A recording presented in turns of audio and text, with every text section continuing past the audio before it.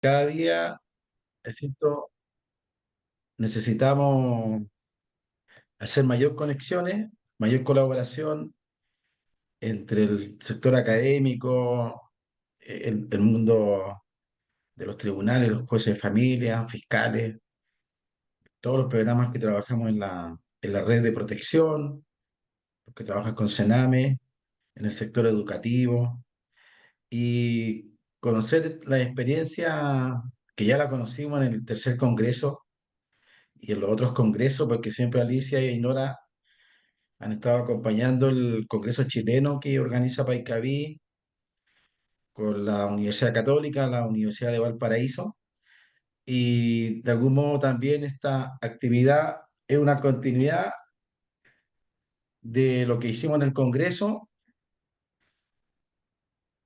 eh, Grabamos, hicimos entrevistas a algunos de los participantes, están muy buenas, las vamos a publicar pronto, pronto, porque también son entrevistas un poco más, que indagan un poco el tema más profundo de los temas que se abordaron algunos de los invitados nacionales e internacionales. Por lo tanto, van a ser también entrevistas que van a servir para nuestro trabajo cotidiano. Así están pensadas. Ya un poco una profundización de algunos de los elementos que se vieron en el Congreso. Dicho esto, y ya con más personas en la sala, vamos a hacer la presentación más formal.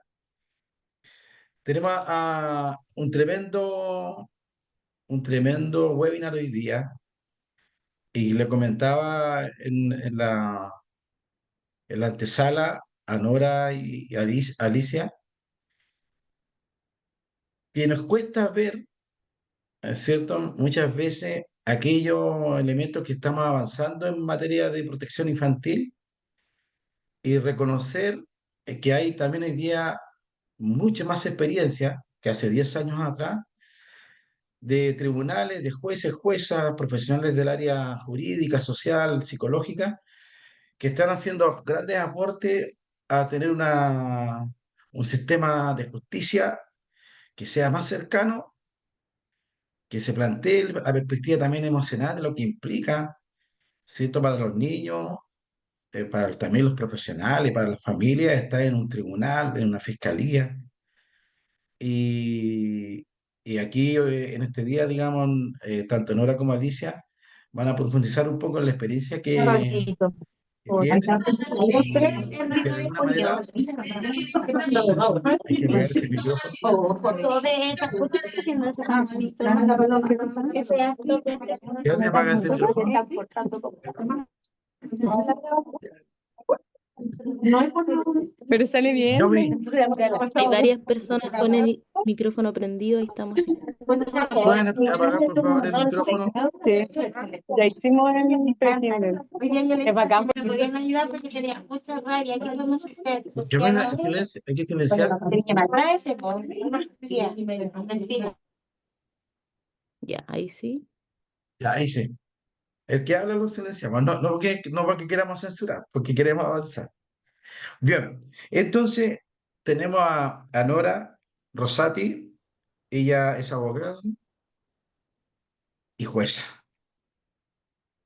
pero además una persona altamente comprometida con avanzar en este sueño que tenemos, ¿cierto?, de justicia más amigable y a la altura de lo que implica el trabajo con los niños y las niñas.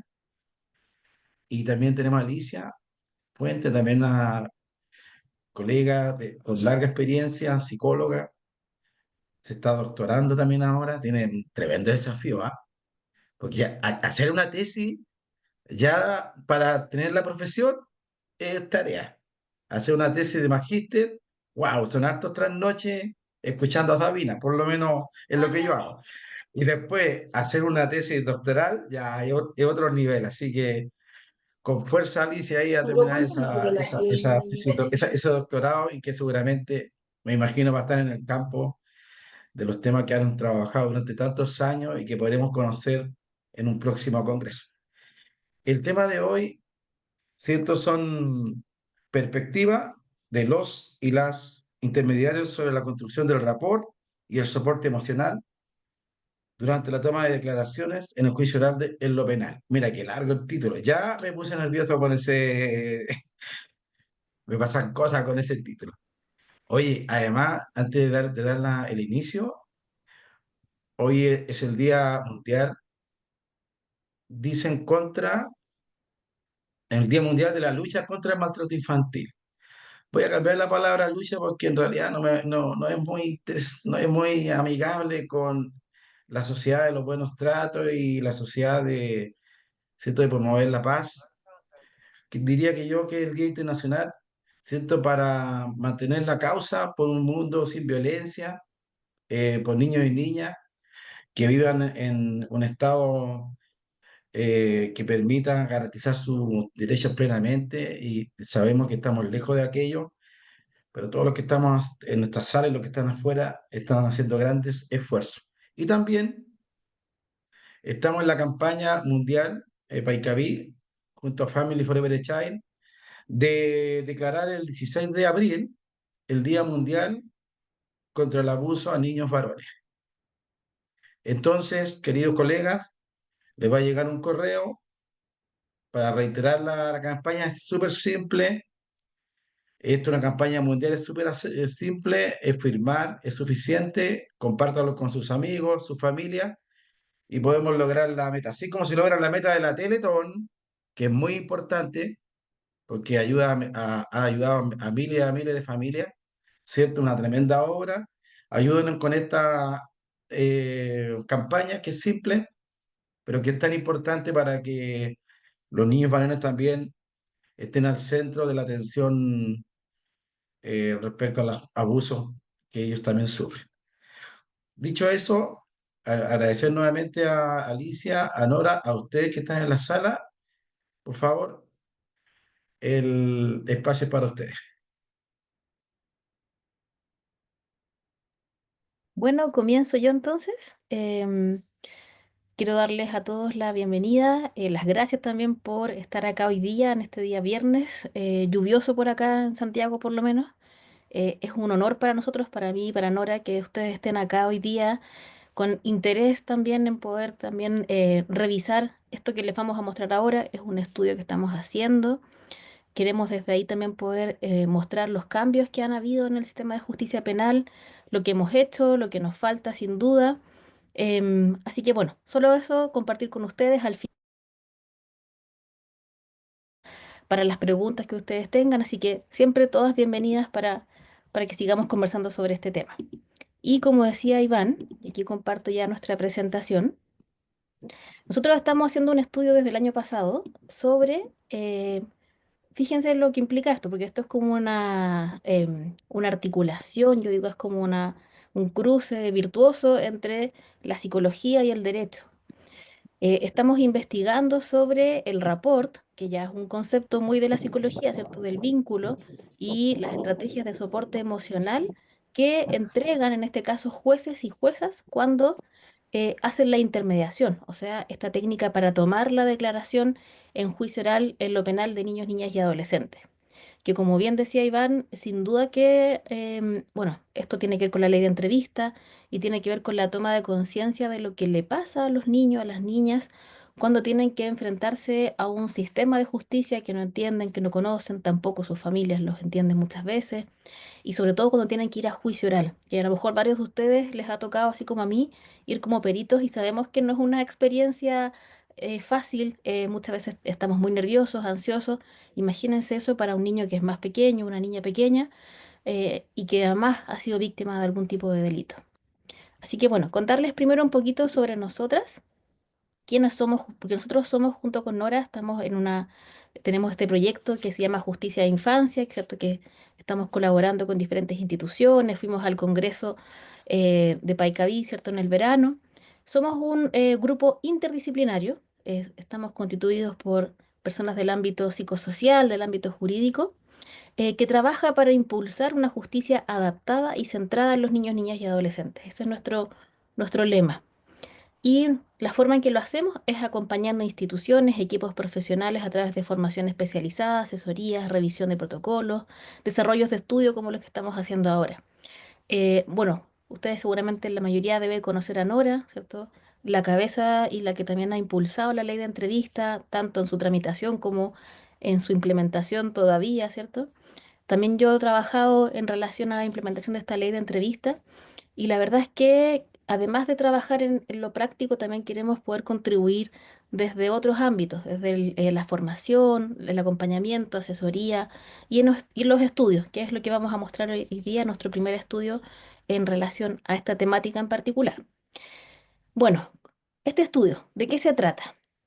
Nuestra idea entonces es poder conocer las perspectivas que tienen estos jueces y juezas que son intermediarios, los que toman la declaración en juicio, respecto de aspectos que son más bien psicológicos, de la construcción del rapport con los niños, niñas y adolescentes declarantes en el juicio oral en lo penal. Y en particular, bueno, ¿cómo definen estos jueces y juezas el rapport? ¿Cómo una persona del ámbito jurídico define, ¿cierto? Para estos, digamos, para este contexto, lo que implica el rapport. ¿Cómo lo construyen con los niños? ¿Qué estrategias tienen? ¿Qué ven en ese sentido estos jueces y juezas? También, ¿qué pasa cuando se enfrentan a un niño que tiene una situación de mayor compromiso emocional? Por ejemplo, un niño que comienza a llorar y tiene un llanto, digamos, intenso en la declaración. ¿Qué elementos, qué estrategias tienen también ahí para poder entregar esto que llamamos el soporte o la asistencia emocional? Y también desde ahí entonces ver cuáles son los facilitadores, los obstaculizadores en esta construcción del rapport y en la entrega del soporte emocional. Pero antes de eso, antes de entrar a los resultados de nuestro estudio, que son resultados parciales porque seguimos en este estudio, contarles un poquito de qué se trata la intermediación. Porque claro, tenemos con la ley de entrevista dos nuevas técnicas para levantar el testimonio de los niños en el sistema de justicia penal, ¿cierto? Se reemplazan todas esas múltiples declaraciones que habían antes. Y tenemos entonces estos dos momentos, estos dos hitos, donde los cuales, o sea, en los cuales los niños van a poder entregar su testimonio con personas altamente especializadas, acreditadas también en esta labor, ¿cierto? Y con todos los resguardos necesarios. Una de esas técnicas es la entrevista investigativa, que está durante la investigación del proceso, ¿cierto? Está a cargo la fiscalía de esta diligencia. Y la segunda instancia es cuando el caso llega, ¿cierto? A juicio oral. Nos encontramos acá con la intermediación, ¿cierto? Hay una persona que está actuando, intermediando entre, digamos, toda esta sala de audiencia, el tribunal, los litigantes, ¿cierto? Y este niño, niña o adolescente que declara. Y todo eso transcurre en una sala distinta, que es una sala especial.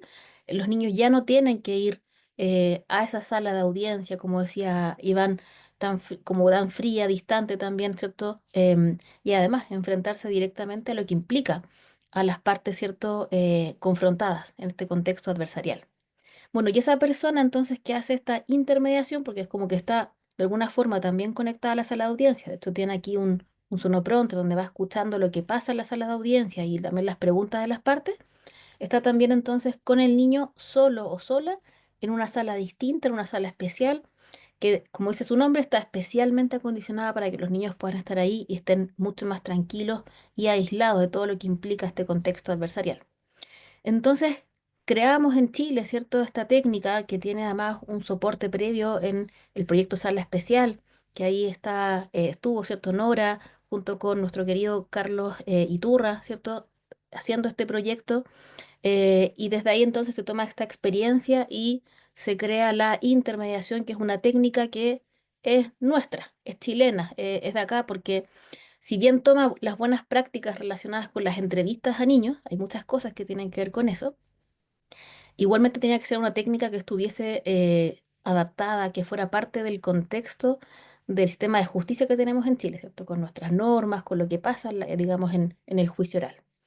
Entonces, es una técnica para poder llevar a cabo este proceso de toma de declaración, ¿ya? La declaración la entendemos como algo que es mucho más amplio, que no es solamente cuando la fiscalía se pregunta, la defensa hace su contraexamen, sino que parte de mucho más atrás. Tenemos cuatro etapas en la intermediación. Una que es la fase previa, ocurre en la sala de audiencia sin el niño está esperando en la sala especial.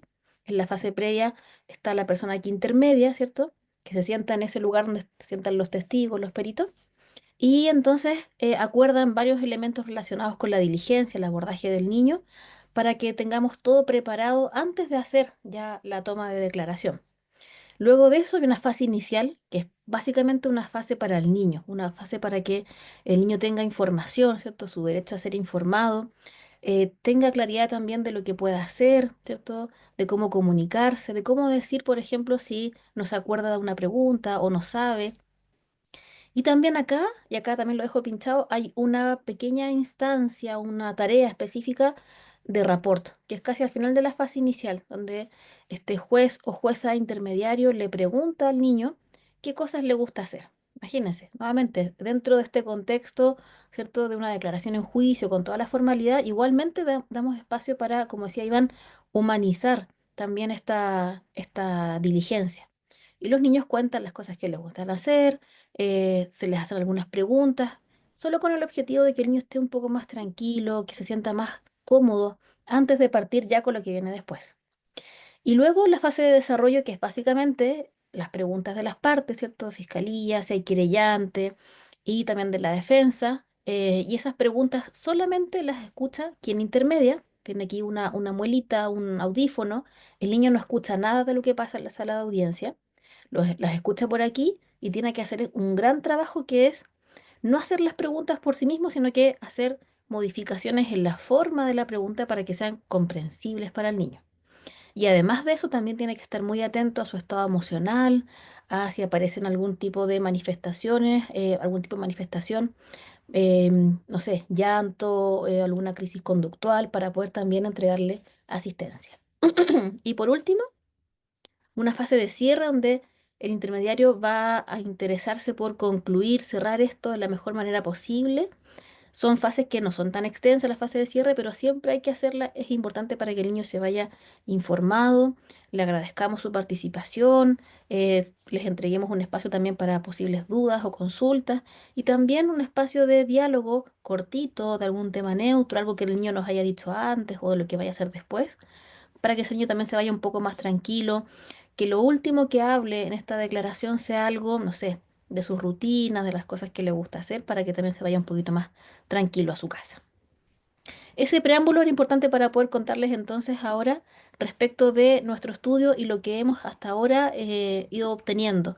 Nuestra primera parte del estudio fue una encuesta que contestaron aproximadamente 18 personas, específicamente juezas y jueces intermediarios. Nos interesaba específicamente el caso de los jueces y juezas porque tienen esta formación, ¿cierto?, de abogados, tienen una formación jurídica, entonces nos interesaba saber también cómo estaban en la práctica, viendo estos temas que son mucho más de la psicología.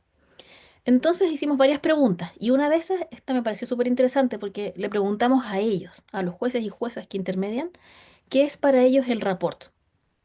Ellos ya habían hecho varias intermediaciones, así que además tenían esto no solo desde una definición teórica, sino también desde lo práctico. ¿Qué es el rapport? Por ejemplo, un juez dice que es el vínculo que se crea entre los niños y adolescentes, y el intermediario en el contexto de la entrevista o del, digamos, de la declaración en juicio. Súper bien, ya estamos hablando de vínculo. Otro juez dice que es el establecimiento de una relación comunicacional con miras a conocer el estilo de comunicación del niño, o sea, ya estamos ahí avanzando en conocer al niño también cuando me estoy relacionando, y generar confianza y seguridad para el desarrollo de la diligencia de la declaración judicial. Excelente, o sea, la confianza y la seguridad es para el niño. Eso es algo que este espacio de intermediación quiere brindarle al niño que va a juicio. Es el momento, dice otro juez, y la técnica para desarrollar la confianza necesaria para vincularme con el niño en términos adecuados para sobrellevar una conversación sobre temas de difícil abordaje en un ambiente más o menos protegido. Así que ahí tenemos tres buenas, digamos, definiciones de algunos jueces y juezas que contestaron esta encuesta. Algunos elementos relevantes de la definición de rapport que hacen los jueces, como ya para hacer una bajada de todas las respuestas, perdón, de esta pregunta. Primero, la mayoría coincide que es un vínculo de confianza y de seguridad emocional, pero eso está puesto en el niño. Por supuesto que la vinculación es parte de la interacción, pero la confianza, la seguridad emocional son objetivos que se buscan para que el niño se sienta, digamos, cómodo en este contexto. Es una fase, ¿cierto?, que inicia la declaración y que tiene una función preparatoria para el niño. El niño se siente con más herramientas, ¿cierto? No es que se siente en un lugar, inmediatamente comienzan las preguntas. Son fases que, dependiendo del niño, pueden durar 5, 10 minutos, depende, ¿cierto?, de lo que el niño también necesite, de su ritmo. Todo también esto va muy en función de lo que el niño requiera. Y es una fase para que él se sienta más tranquilo, más cómodo, más preparado, con herramientas también para poder enfrentar la declaración. Y acá también los jueces nos plantean esta necesidad de tener estrategias comunicacionales y manifestaciones, por ejemplo, para mostrar que empatizan con el niño.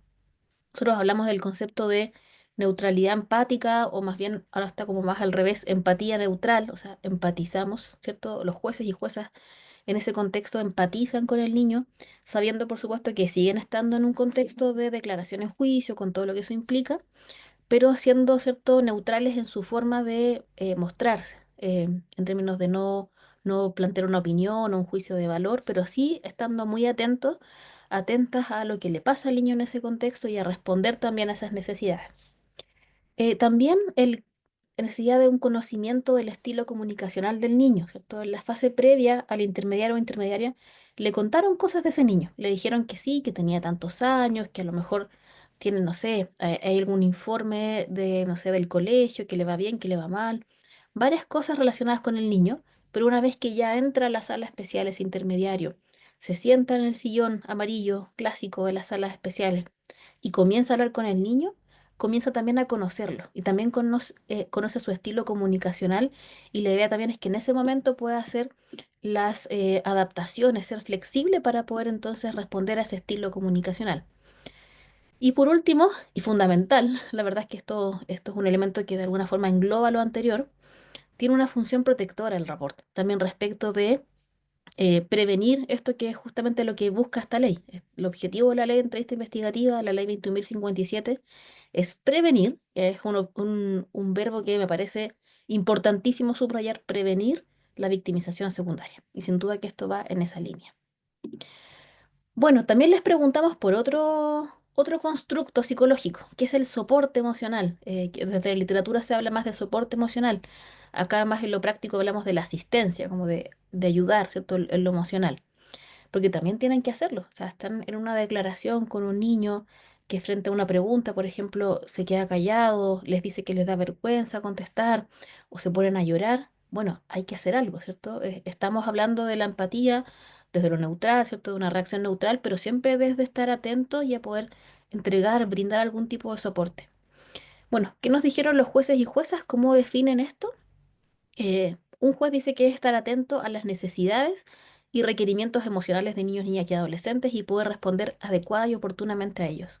Yo creo que esto es como un salto importantísimo. Estamos hablando de que jueces y juezas que toman este trabajo, esta labor de intermediar, que es una labor voluntaria que desarrollan, digamos, por motivación personal también, están también, fíjense, como integrando elementos que son propios de la psicología, y son parte de su trabajo cotidiano, ¿cierto?, en estos contextos. Todas las acciones dirigidas a contener, ayudar u ofrecer apoyo emocional sobre la base de un monitoreo activo del estado anímico del niño. Y esta es una definición buenísima en términos psicológicos, que la entrega un juez o una jueza. Y por último, entregar un espacio de contención seguro y estable para la expresión de emociones y vivencias difíciles de expresar. Y esta definición me parece súper importante, significativa, porque acá no se busca que el niño no se afecte, no manifieste esto. Es parte de lo que le pasó, de su experiencia, se valida eso, pero se acompaña. Esa es la idea, que sea un espacio seguro para que el niño pueda expresar no solo el relato en palabras, sino también sus emociones, lo que también va asociado en muchos casos también a este testimonio. Bueno, bueno, después de revisar todas las respuestas sobre soporte emocional, nos quedamos con estas ideas. Primero, la necesidad de estar activamente monitoreando, observando el estado emocional del niño. Y ahí, por ejemplo, cuando hacemos la formación, también estamos atentos a transmitir esto, que es importante estar observando a ese niño o niña. Sí, el intermediario, imagínense, en la fase de desarrollo, cuando está escuchando las preguntas acá, ¿cierto?, de las partes, también está atento a eso, y tiene que hacer ese trabajo mental de pensar en la mejor forma de transmitir la pregunta, la manera más sencilla, pero a la vez está mirando al niño que tiene enfrente, ¿cierto? Para saber cómo está, mirar si hay algún cambio y cambios que pueden ser muy sutiles. Deja de tener contacto visual, se le quiebra la voz y desde ahí ya hay que hacer algún tipo de soporte emocional que básicamente en este caso es, por ejemplo, cosas que pueden ser muy sencillas, pero que nuevamente acompañan al niño. Ofrecerle un vasito de agua, si veo que está llorando, le ofrezco pañuelos, se los acerco, le puedo ofrecer, no sé, también una pausa. Son cosas que se pueden hacer en este contexto. Y en ese mismo sentido, también la idea de poder, ojalá, estar ahí ayudando, previniendo eventualmente o conteniendo desbordes emocionales, ¿cierto? Si yo veo que a un niño le está costando hablar, se le quiebra la voz cada vez que se le hace una pregunta, hay que ir de a poco, hay que ir con calma, hay que ir acompañando. También muchas veces el silencio es una forma de acompañar a los niños en este contexto, para poder esperarlos, ¿ya? Porque los niños dicen que quieren hablar, pero por supuesto que para muchos de ellos es inevitable que aparezcan estas emociones y como decíamos antes, no queremos que no aparezcan, queremos acompañar esas emociones. Están ahí y respetarlas y también validarlas. Bueno, también los intermediarios, ¿cierto? Jueces y juezas hablan de la necesidad de tener técnicas, estrategias para la asistencia. Eso es parte de la formación. También, por supuesto, se va reforzando en la formación continua que tienen. También hablan del soporte emocional como este espacio, ¿cierto? Brindar, ser activos en entregar este espacio seguro para la expresión emocional de esto que los niños están experimentando cuando recuerdan. Porque cuando uno recuerda algo, no solamente lo recuerda de lo cognitivo, ¿cierto? Las imágenes o, digamos, el contenido del recuerdo, sino también, por supuesto, aparece también la emoción asociada al recuerdo. Y por último, convertirse también en un espacio de escucha activa, empatía y de respeto para los niños. Yo creo que estos son aspectos fundamentales en ese sentido. Bueno, acá les vamos a mostrar ahora algunas preguntas que hicimos también dentro de la encuesta, ya preguntas más de tipo cuantitativo, para también ver algunos aspectos que son relevantes al momento de establecer el rapport. Entonces, les preguntamos respecto del desarrollo evolutivo de las y los niños declarantes. ¿En cuáles casos consideran que ha sido un desafío establecer un rapport? Y yo debo decir que me sorprendí cuando vi los resultados, porque yo pensé que podían ser los niños en edad preescolar. Pero aquí la mayoría habla, cerca de un 45%, de desafíos asociados a los púberes y los adolescentes, o sea, de 13 años a 17. Ahí puede haber también un aspecto que es importante poder profundizar, que después también lo vamos a ver, digamos, al final, respecto de lo que queremos seguir también estudiando. Queremos también saber qué pasa, digamos, en estos grupos etarios. El primero adolescentes, después los niños en edad preescolar y luego los niños escolares. Bien, veamos otra pregunta. Acá, específicamente. Después de esta pregunta, vimos también algunos elementos más cualitativos, ¿cierto? Respecto de qué aspectos han sido complejos al momento de establecer rapport con este grupo de niños, en particular los adolescentes. Por una parte, interpretar sus estados emocionales. A veces se confunde el nerviosismo que tienen los adolescentes o esta apatía aparente que se ve en ellos con falta de interés. Como que no les, como decíamos antiguamente, como que no están ni ahí, como que no les interesa esta situación, pero la verdad es que la situación de declaración sabemos que es altamente ansiógena, entonces no es que no les esté pasando nada, les está pasando, pero esa es la forma de expresarlo. Por otra parte, también algunos decían desactualización en gustos e intereses. Por supuesto, nosotros, no sé, las generaciones anteriores, digamos, a los adolescentes actuales, teníamos en nuestra adolescencia otros gustos, otros intereses, era otro mundo. Entonces, de repente, como que les cuesta conectarse con algunas preferencias culturales de los adolescentes, como, no sé, les hablan de cantantes o grupos de música urbana, entonces, como que quedan ahí medio como desactualizados. Pero ahí uno siempre puede salir, como digo yo, jugando en eso y expresarse, ¿cierto? Respecto de... No sé si Ahí aplicaste, pero es que lo abrió que un ayer micrófono por estaba ahí. Katy, Yesenia, de cómo le dábamos la vuelta. ahí, muchas gracias. Siempre se puede de alguna forma igual interactuar con los niños, escuchándolos y preguntándoles. Si yo no conozco a, no sé, a tal grupo urbano, cuéntame cómo es, qué cosas, de qué cosas hablan o de qué cosas hacen música. También algunas características del desarrollo, como barreras lingüísticas o cognitivas, ¿cierto? Que a veces pueden influir en la comunicación más fluida. timidez e incomodidad también, niños que pueden estar más cohibidos, avergonzados, incómodos. Eso también le hace sentir al intermediario que puede costarle un poco más generar la confianza con estos niños.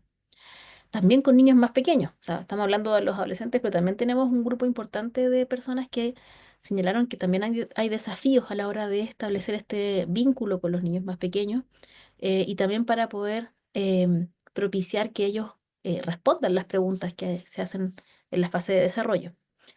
También algo importante, el impacto de experiencias traumáticas. Estamos hablando de niños que, si es que no todos, en su mayoría van también con una mochila importante de experiencias adversas, ¿cierto? De trauma, seguramente en muchos casos trauma complejo, y hay que interactuar desde ahí, ¿cierto? Desde ese daño también que el niño y adolescente puede tener.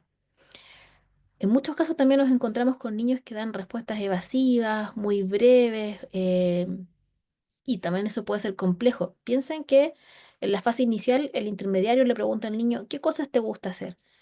Y si el niño me dice no sé o me dice nada, claro, como que me quedo ahí, como, claro, ese es el momento como de, ¿qué hago? ¿Qué le pregunto entonces? ¿Cómo sigo este diálogo? O en realidad quizás el niño no está para este diálogo y avanzamos a lo que él necesita. Y por último, pueden haber también algunos niños más reticentes, también se han encontrado muchos intermediarios con niños, adolescentes más hostiles, desconfiados también hacia los adultos, hacia el sistema de justicia, también eso implica varios desafíos en ese sentido. Bueno, ¿cuáles acciones de soporte emocional han realizado también frecuentemente en sus intermediaciones? También les preguntamos, o sea, ya desde situaciones más complejas, donde han tenido que ya enfrentar algún tipo de manifestación emocional más evidente por parte de niños o niñas, ¿qué han hecho en esos casos? Entonces yo les contaba que este es un contexto, ¿cierto?, que está dentro de un juicio, que tiene también toda esta normativa, por supuesto, legal, pero hay algunas cosas que sí se pueden hacer. Entonces, la mayoría, por ejemplo, dice, bueno, Baile, ofrecemos agua, un pañuelos, contacto ¿cierto? más cercano del que te... Perdón, había sido silenciada, pero está bien, volví. Ofrecer agua o pañuelos, ¿cierto? El tema del vasito de agua es como muy clásico, pero de verdad que ayuda. O sea, si uno está ahí declarando, imagínense ustedes en el lugar del niño declarando, me hacen una pregunta difícil, sobre todo aquellas preguntas que están relacionadas íntimamente con los hechos abusivos, ¿cierto? A los niños les da muchas veces vergüenza. De repente que te ofrezcan un vasito de agua también es como decir, estoy entendiendo, ¿cierto? Esto puede ser difícil, vasito de agua, ¿cierto? También algo importante que es respetar el espacio de silencio de los niños, como no estar como ahí intentando que no llore o que pueda seguir respondiendo rápidamente, sino que a lo mejor el niño necesita un minuto o unos segundos para estar tranquilo, poder llorar y lo acompañamos, pero también una forma de acompañar es con silencio, con respetar ese espacio. Ofrecer una pausa, los niños en este caso siempre se les dice también inicialmente que si ellos lo necesitan pueden ir al baño, se pueden hacer pausas que pueden ser dentro de la sala especial o también que ese niño salga de la sala especial un ratito, ¿cierto? Y vaya al baño, coma algo, etcétera. También algo importante, entregar comentarios neutros de apoyo, que esto también es algo que, por ejemplo, está dentro de los avances relacionados con las entrevistas investigativas. Porque a veces los niños nos dicen cosas. También los que hemos hecho pericias y entrevistas a niños, a veces nos encontramos con comentarios así, como es que esto me da vergüenza, no lo quiero contar porque me da vergüenza. Entonces ahí entregar un comentario neutro, ¿cierto? Entendemos que estamos en este contexto, no es una intervención terapéutica, pero sí algo que pueda apoyarlo, que lo haga, que haga sentir en el fondo que estoy escuchando esto y no me estoy haciendo, digamos, el leso. Mira, entiendo que te sientas así, ¿cierto? Valido, ¿cierto? Entiendo que te puedas sentir así, que te dé vergüenza. Quiero que sepas que yo converso con muchos niños en esta sala de este tipo de cosas, así que yo te entiendo, te espero, puedes decir lo que tú quieras decir con tus palabras, como tú prefieras. Y eso también, por supuesto que entrega también un mensaje de estoy escuchando, se entiende, se valida también esa emoción. Avanzo y ya estoy por terminar, me queda mi última diapositiva y le doy el pase a Nora. Bueno, y respecto de los casos, le preguntamos a los intermediarios, en los casos donde ellos han intermediado, ¿dónde han sentido que han tenido mayores dificultades para establecer este vínculo, este rapport? Fíjense que acá tenemos casos, digamos, bastante que requieren, por supuesto, bastante formación también, especialización, abordaje en ese sentido. Los que aparecen como la mayoría, o lo que, digamos, la mayor parte contestó, niños, niñas y adolescentes institucionalizados, donde seguramente, también esto es un elemento que queremos continuar investigando, confluyen también una interseccionalidad de variables, ¿cierto? Estamos hablando de niños probablemente que han sufrido diversas experiencias adversas, por algo están en un lugar, ¿cierto?, distinto al de su familia, trauma complejo, la experiencia del abuso sexual y quizás otras cosas más que también puedan estar ahí influyendo en que para los intermediarios, ciertos jueces y juezas, con estos niños puede ser más complicado establecer el vínculo. También se plantea el caso de los niños autistas, los niños con discapacidad intelectual y también en menor medida niños migrantes y niños con algún tipo de diagnóstico de psicopatología. Bien, yo le doy el pase a mi querida Nora para que continuemos con la segunda parte de esta presentación. Yo te voy pasando las diapositivas, Nora, si quieres. Gracias, Ali. Hola a todos, a todas. Tomo la posta yo. Y vamos a seguir analizando algunas preguntas que hicimos a los intermediarios. Y una de las preguntas que a todos los intermediarios nos resuena, ¿no? Porque es una de nuestras desesperaciones cuando estamos dentro de la sala especial, es qué hacer para generar rapport en situaciones complejas. Y en este caso, de alguna manera, cuando indagamos a qué le llama situaciones complejas, eh, apuntamos a niños, niñas, adolescentes que vienen de familias disfuncionales, que tienen carencias económicas, sociales, por lo tanto, culturales también. Adolescentes reactivos, que aquí de alguna manera se abre y venía pensando, ¿no? Y cuando analizamos estos resultados siempre pienso en lo mismo, porque también soy intermediaria, también me toca intermediar a niños y como instructora veo intermediaciones de todo el país, al igual que Alicia. Y es el tema de la adolescencia, ¿no? Pero no es solo el tema de la adolescencia en sí propiamente tal, sino que además es el hecho cierto que uno va sintiendo cuando está en una sala de 3 metros por 2 con una víctima o un testigo de un delito violento, porque recordemos que este sistema completo de la ley de entrevista videograbada no solo apunta a los delitos sexuales, sino que apunta a todos los delitos violentos y hoy en día, gracias a Dios, a prácticamente todo, porque si un niño es víctima o testigo, por ejemplo, de una acción dentro de lo que es la violencia intrafamiliar, también entra a sala especial, porque los jueces, a raíz de esta normativa y de la ley de garantías de infancia, también hemos ido corriendo de alguna manera la barrera, ¿no? Porque no hay motivo alguno, ni normativo, ni etario, ni desde el punto del abordaje, ni desde la fenomenología, para restringir el grupo que accede a este mejor sistema. Entonces, me tomo de ahí pensando en la adolescencia y claro, hay cuestiones fenomenológicas a la base, sin duda, pero también estoy frente a alguien como intermediario que comprende mucho más lo que pasó y que además viene todavía, porque este sistema ha entrado por etapas, partimos eh, el 2019 partimos con, no, perdón, 2019 partimos con la entrada en vigencia de la ley de a poco, partimos por distintos lugares del país, hace 2 años recién que estamos en todo lo que es la región metropolitana, la región de Valparaíso, la región de O'Higgins, que eran como las más grandes a las que había que llegar. Y por lo tanto, desde ahí de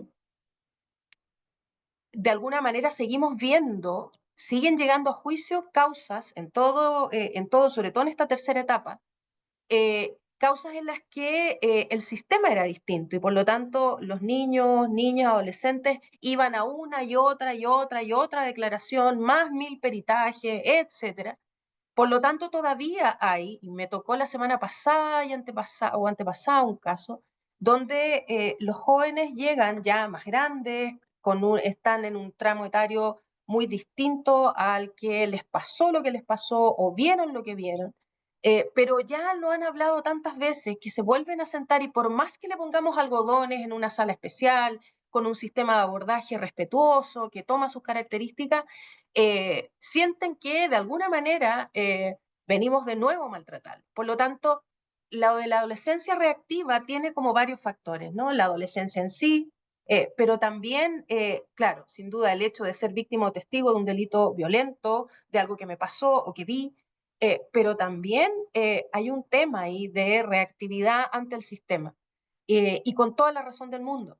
Y eso impone situaciones donde se hacen comentarios por parte de ellos difíciles de manipular por nosotros, porque cuando hablamos de intermediarios, hablamos, si bien carabineros, PDI, gente del Ministerio Público, sobre todo que trabaja en URABIT, son tanto entrevistadores de entrevistas de Urabá como intermediarios, pero en general el compromiso del Poder Judicial es absorber prácticamente todas las intermediaciones en el país. Por lo tanto, cuando le hablo de intermediarios, les estoy hablando principalmente de jueces y de juezas que dejan, nosotros no usamos toga, pero siempre lo explicamos así, dejan la toga afuera y entran a hacer un trabajo diametralmente distinto al que hacemos siempre, con una combinación que a mí me encanta, preciosa, entre lo legal y la psicología. Y que prueba que de alguna manera el abordaje hoy en día es una cuestión procesal. Yo aquí se le revuelve el estómago a la mayoría de los abogados del sistema, pero no me importa porque hacia allá, en eso estamos y hacia allá vamos, a que el abordaje respetuoso sea una cuestión procesal. Entonces, si estamos ahí, obviamente dentro de este ambiente de empatía neutral de la que habla la Ali y que la hemos ido tratando de cambiar porque partimos, si nos hubieran escuchado hace años atrás a las dos vender la pomada en relación a todo esto, cuando vendíamos la sala especial y después cuando tratábamos de empujar la ley de entrevista, hablábamos de la neutralidad empática, que no ahí como, ojo, aquí nadie se va a volver loco, nadie va a abrazar al cabro chico, etcétera. Pero hoy en día, viendo los beneficios de esto y que realmente es posible hacer, definitivamente hablamos de una empatía neutral. Pero dentro de esa empatía neutral, yo como juez no puedo, y como intermediario propiamente tal, no puedo ir más allá en las respuestas. Tengo que dar respuestas, pero tienen que ser respuestas que no hagan peligrar la neutralidad de la diligencia. Porque recuerden que quien acusa y quien defiende y el acusado me está mirando desde otra sala. Y estamos todos resguardando el debido proceso de todo el mundo aquí. Entonces, en ese sentido, las reactividades de los adolescentes, las preguntas, los cuestionamientos, ¿y por qué tengo que decir esto de nuevo? Y ya lo dije varias veces, y no me creen, ¿y por qué estoy aquí sentado de nuevo? Son muy difíciles de abordar para nosotros. Y eso pudiese explicar, de alguna manera, lo vamos a profundizar con la Alicia, pero lo hemos conversado con varios intermediarios, eso pudiese ser aún más difícil, ¿no? Lo mismo con los niños, niñas, adolescentes más tímidos, más cerrados, y sin duda el tema de los niños, niñas, adolescentes transgénero o del ámbito de la diversidad sexual ha sido y seguirá siendo un desafío, sobre todo dentro de lo comunicativo. Dentro de la fase inicial incluimos hace unos 2, 3 años atrás una norma de trato. De ello, me llamo Nora, cuéntame, dime como tú quieras, Nora, tía, señora, usted, como los niños siempre se ríen, los adolescentes cuando uno lo explica así, uno dice, cuéntame tú cómo te llamas, me dicen que te llamas Sara, ¿cómo quieres que te diga? Y puede que Sara me diga, quiero que me digas Pablo, o al revés, te llamas Martín, ¿cómo quieres que te llame? No, quiero que me digas Andrea. Entonces, de alguna manera, hemos ido insertando ciertas tareas dentro de la fase inicial que nos pueden ayudar a prevenir errores no forzados, donde uno no quiere transgredir al otro, no quiere cerrar la comunicación con un error comunicacional, pero sin duda siguen ocurriendo. Alita, si puede, gracias. Ahora, hay una cuestión, si ustedes me preguntaran cuál es el corazón de la entrevista, de la intermediación, sin duda el corazón es la fase de desarrollo, cuando estoy haciendo las preguntas, cuando tengo que sostener emocionalmente al otro, cuando tengo que asistirlo en sus necesidades físicas, emocionales, cuando tengo que ir acompañando con silencio, con intervenciones. Sin embargo, el cerebro de la intermediación es la fase previa. Y la fase previa, como muy bien la explicó la Alicia, es una fase que se hace solo con el intermediario o intermediaria en la sala de audiencia. Y si bien la creamos y la pusimos en intermediación y en la ley con mucha timidez, porque habíamos aprendido que en otros países habían figuras más o menos similares, en donde había una fase, más que una fase previa, había una audiencia previa donde quien facilitaba conocía bien a la persona que iba a facilitar, cosa que en nuestro sistema todavía no es tan posible. Sí es una de las fases que más ha crecido en estos años. Pero ha sido un trabajo el convencer a los intervinientes de la necesidad de que si yo llevo un testigo o llevo una víctima a declarar, tengo que llevar una batería de antecedentes en relación a esa persona. Entonces, una de las preguntas importantes para medir cómo íbamos en esto, porque ha sido una tarea en la implementación, es haberle preguntado a los intermediarios cómo le va aquí. ¿Te dan toda la información necesaria para poder trabajar bien? ¿O todavía estamos fallando en eso? Y eso desde un punto de vista también no solo estratégico en relación a la comunicación con el niño adolescente, sino que también para nosotros marcarnos una zona roja de aquellas cosas que no vamos a hablar, donde no nos vamos a meter, donde cuidado, aquí no, etcétera, ¿no? Pero también para poder no equivocarnos o evitar equivocarnos en cuestiones que son de abordaje propiamente tal. Un Y acá webinar los resultados. acerca del vínculo en las intermediaciones.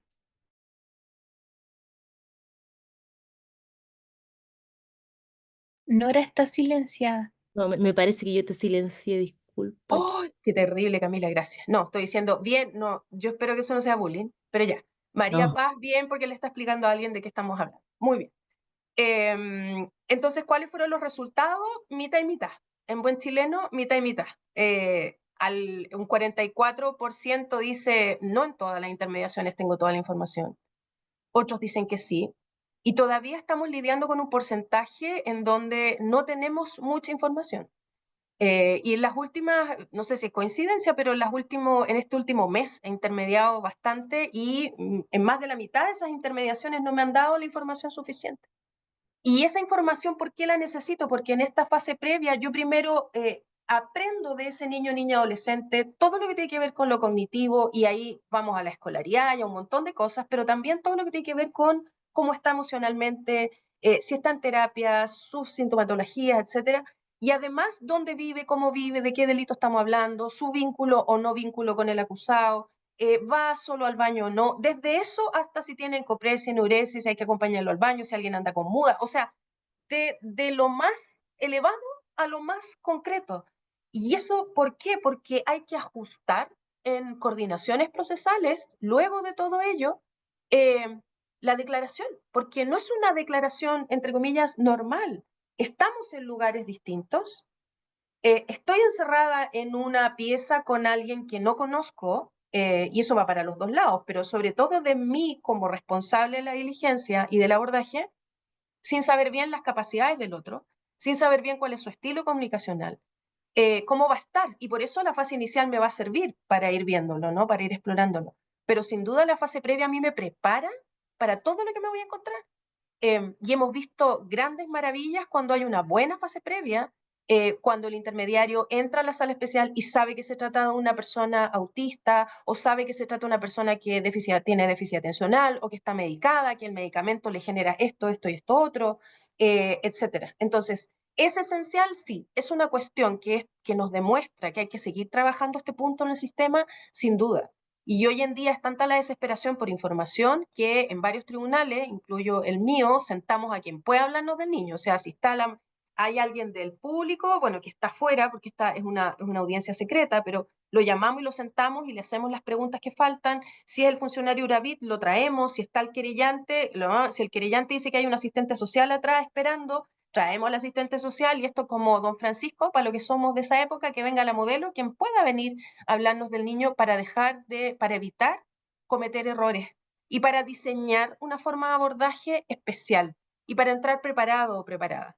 Y en eso hemos visto muchos avances, pero sin duda en lo que es la entrega de información por la Fiscalía o por la Defensoría, por quien traiga a ese niño, niña, adolescente, estamos todavía al debe. Ali. Sí, Fernanda, me dice que deberían hacerse parte de los curadores. En eso estamos. Hemos estado con Alicia haciendo una especie de operación rastrillo con las entidades que trabajan como curaduría al ítem o querellantes, y eso sí, muchas veces salvan la fiesta. O sea, en general tienen más información y uno puede entrar como más a... Me pasó el otro día que la fiscal estaba media perdida en un montón de cosas y el querellante salvó ahí el barco y dijo, mire, eso está en remisión, esto ya no, esto sí, viene hoy día así, asá.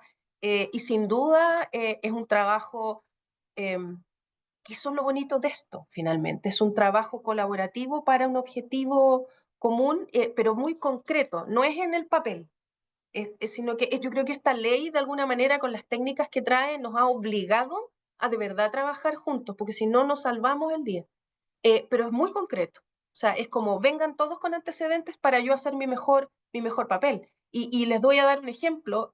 Hace un tiempo atrás una intermediaria supo con tanto detalle lo que le pasaba a ese niño, niña, adolescente, que cuando entrando, después de presentarse, dispuso la sala de una manera distinta. Tiró los sillones para el lado, se sentó en la alfombra con unos puffs con la niña, hizo un trabajo de joyería para lograr que esa niña lograra un equilibrio suficiente para, de alguna manera, darle toda la información que le tenía que dar, eh, y que luego decidiera libremente si quería efectivamente contestar las preguntas o no. Y lo hizo. Y eso fue un trabajo joyería del intermediario, pero para el cual necesita información. Entonces, una de las respuestas importantes acá en este estudio es que todavía estamos al debe con eso. En la fase inicial considera que cuenta con las herramientas teóricas y prácticas para manejar la instancia, sobre todo con el que te gusta hacer, y la gran mayoría dice que sí. En algunos casos no contamos con herramientas necesarias porque, claro, yo me acuerdo de un técnico que venía, Nick Quain, que venía en la época cuando empezamos con este gran cambio a capacitarnos. Para hablarnos de entrevista, más que de intermediación, de entrevista videograbada, pero decía una frase muy clara, decía, los niños siempre nos van a ganar, nos vamos a preparar de todas las maneras posibles, pero los niños siempre nos van a ganar. Y sin duda eso nos pasa, o sea, estamos los intermediarios dentro de la sala, con un montón, como dice Lali, con un cinturón lleno de herramientas, destornillador, martillo, todo lo ha habido por haber. Eh, y siempre nos va a faltar alguna. Y sobre todo en los casos, como decía la Alicia, cuando lo que hay por el otro lado es excesiva timidez o hay mucha inseguridad, hay mucho miedo y no me dan entrada, o sea, me dicen nada, nada. Bien, y claro, nosotros nos entrenamos en el curso de formación inicial con los nada, ¿no? Torturamos a los intermediarios con la Alicia y con los instructores para que salgan de esos aprietes, ¿no? Eh, pero sin duda es una tremenda tarea porque necesito lograr entrar por alguna puerta y si me las van cerrando necesito buscar estrategias. Hasta por último, como dice la Alicia, pensar, bueno, no está para conversar de otra cosa, viene seteado a conversar esto, entonces voy cerrando y nada, hago la pérdida y trato de generar rapport desde otras estrategias, ¿no? Siempre está el tono de voz, la manera en que me muevo, etc. Ali, si lo puedes pasar, por favor. Ahora, en la fase de... Esta es la... No, no saltó... Ahí está. Ahí está. No, tranqui, sí, me había pasado que había visto. Ahora, en la fase de desarrollo, ¿qué situaciones han requerido de soporte emocional, de asistencia emocional? Y aquí, sin duda, la gana el llanto profundo. Porque la temática de la que vamos a hablar y la manera en que afecta e interfiere a quien va a hablarme de eso, sin duda genera en la gran mayoría de los casos un llanto profundo. Y es una situación que requiere nuestro soporte de todas maneras. Y esto es como el desde, ¿no? Cuando uno ve el precio de algo, dice, desde 9.990, esto es como el desde de un intermediario, el aprender a lidiar con el llanto profundo y tal como explicaba Lali, tanto con el respeto a ese llanto, tratando de controlar yo mi ansiedad como intermediario, para dejar que llore, para ir asistiendo de manera delicada, como el prepararme y saber que así va a ser, ¿no?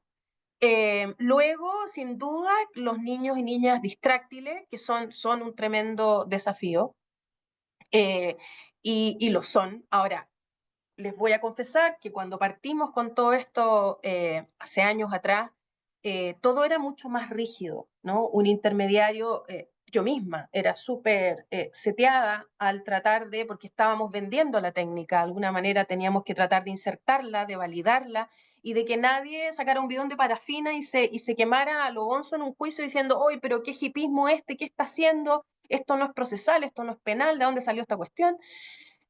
Pero hoy en día que hemos ido validando la técnica, validándola como parte del proceso penal, de la toma de declaración de niños, niñas, adolescentes, hay mucha más flexibilidad en aquello. Y por lo tanto, tanto el llanto profundo, que es el que la lleva aquí en estas respuestas, como el hecho que un niño sea muy distráctil, como que sea oposicionista o hostil, que son las tres cosas con las que tenemos pesadillas los intermediarios, finalmente hemos ido no solo aprendiendo a manejarlas de una manera distinta, porque obviamente uno se prepara para ser intermediario, pero va siendo sometido también a un programa de formación continua, donde todos los años escucha a ciertos profesionales que nos pueden ayudar a hacerlo mejor, donde me va viendo mi instructor 2 veces al año y me recomienda cosas para superar mis brechas, etcétera, sino que además me doy la libertad hoy en día de poder hacer otras cosas. Y en ese sentido he visto y he experimentado personalmente de todo, ¿no? O sea, hoy en día, como les digo, hay intermediarios que se sientan en el suelo, hay intermediarios que si les toca, por ejemplo, alguien muy distráctil, le dicen, mira, vamos a ir viendo las preguntas de a poco, entonces yo te voy a hacer una pregunta, si te cansas, te paras, das una vuelta, te vuelves a sentar, no podemos tomarlo allá. A mí personalmente me ha tocado niños que no quieren mirar, que no me quieren mirar y por lo tanto han estado todo el rato dibujando, algo que nosotros en las salas especiales no tenemos. No tenemos excesivos juguetes, no vamos a pintar, no vamos a colorear, vamos a conversar. Y por lo tanto todos esos elementos pueden ser de doble filo, son distráctiles. Sin embargo, hemos ido aprendiendo que hay ciertos casos en donde esa regla hay que flexibilizarla para poder acompañar. Y me ha tocado personalmente tomar la decisión de que la niña dibuje mientras conversamos, porque no me va a mirar a los ojos y porque así se le hace más fácil a ella. O niños, como les digo yo, en que los intermediarios le dicen, te paras, das una vuelta, vuelves. He visto intermediaciones geniales en tribunales. Me acuerdo, siempre cito una de Concepción, un niño autista con déficit atencional, era una juguera de desafíos para el intermediario. Y la verdad es que se diseñó un abordaje tan bueno, tan bonito, que ese niño pudo efectivamente hablar.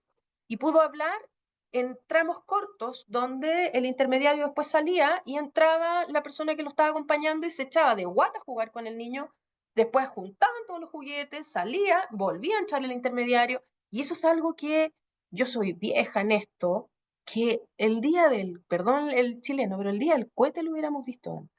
Entonces, ese tipo de situaciones que nos han llevado al límite y a tener que generar herramientas, efectivamente lo ha sido en relación a la pena, al llanto profundo, a lo distráctil, a el oposicionismo, sin duda, eh, y a crisis conductuales. Hemos tenido intermediarios que han tenido que lidiar con crisis conductuales, incluso con personas que tienen crisis de angustia, que no pueden respirar, que se golpean, etc. Y es en lo que sin duda estamos tratando de avanzar para tener mayores herramientas. Ali. Y en la fase de cierre, la última fase, que no por última es más fácil, ¿cuál o cuáles de estas situaciones usted ha enfrentado? Son sin duda situaciones complejas. El cierre puede venir de una crisis, es decir, en medio de una crisis puede que las partes dejen de hacer preguntas y yo tenga que asumir una fase de cierre y cumplir sus tareas, pero teniendo que hacerme cargo de la crisis. Entonces, de alguna manera, hay dos cuestiones que la llevan en esta medición y que son súper importantes. Una, la afectación emocional, el llanto profundo, y el cerrar eh, va a esperar para poder primero hacerme cargo de ese llanto profundo, y luego una que es la que gana acá el porcentaje y que es el hecho de que los niños, niñas, adolescentes quieran agregar más información. Y eso ha sido un desafío para los intermediarios, ha sido un desafío para los jueces en general, porque, y aquí hago un paréntesis, ¿no? En el proceso penal, a lo mejor pocos lo saben con tanta claridad, pero en el juicio oral, los jueces no preguntamos. Nosotros tenemos que ser como un árbitro en un partido. Nosotros no hacemos las preguntas las hacen el que acusa y el que defiende.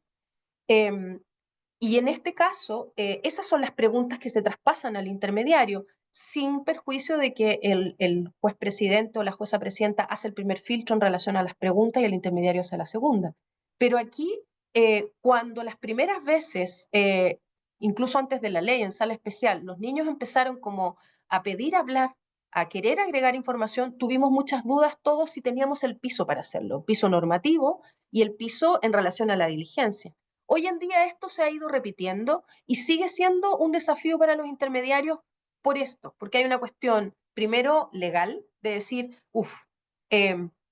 que si va a agregar información sea voluntariamente, porque el intermediario no puede de oficio, por sí y ante sí, hacer preguntas, y si genera información solo, esto puede invalidar la diligencia y invalidar el juicio completo, y es así delicado, pero por el otro lado, no puedo decirle al niño, si lo estamos escuchando, que no lo vamos a escuchar. Entonces hemos tenido que buscar estrategias en los cursos de formación inicial, en las reuniones de formación continua, para escuchar lo que le pasa a los intermediarios cuando el niño quiere agregar información y buscar estrategias de cómo te escucho, cómo abro ese espacio, qué pasa con ese espacio. Y hoy en día, cómo lo hemos ido arreglando, si el niño quiere decir, es que quiero decir algo, distinguir, ¿no? Puede decir algo porque le quiere decir XXX a quien la está mirando, al acusado o a quien sea, pero también puede ser que quiera agregar información y me ha pasado personalmente que en varias oportunidades me han agregado información que a veces ni la fiscal sabe. Y por lo tanto eso genera un cúmulo de información respecto de la cual las partes y el tribunal pueden querer que se genere de nuevo pregunta. Entonces ahí para el intermediario también es una mezcla con asistencia y monitoreo, como lo explicaba Lali. O sea, necesito primero preguntar si estás cansado, dar una pausa, hacer de nuevo un break, porque puede que se vengan varias preguntas y explicarle al niño que por lo que dijo, mis compañeros quieren volver a hacer preguntas, porque uno no habla de fiscal, defensor, etc. Entonces es un tremendo desafío de manejo. Cuando el niño le pide decir algo a la persona imputada, hemos tenido en Chile casos relevantes, no solo de reproches, sino que también hemos tenido casos bien emocionantes de perdón. Quiero decirle que lo perdono, quiero decir que es lo que le hizo a mi hermana, etc. Y son temas que generan de nuevo quiebres, llanto, emocionalidad, y donde el intermediario también tiene que controlarse él para controlar al otro. Y eso sería, gracias. Y molesto, sí, hemos tenido menos casos, el porcentaje es de un 11%. He visto un par de casos de personas que al final están molestas y se quieren ir rápido y hemos ido aprendiendo de las psicólogas que nos ayudan, como la Alicia, que hay que dar esos espacios y hay que acelerar y hay que cambiar de alguna manera las tareas de la etapa para poder dar esa libertad. Ali.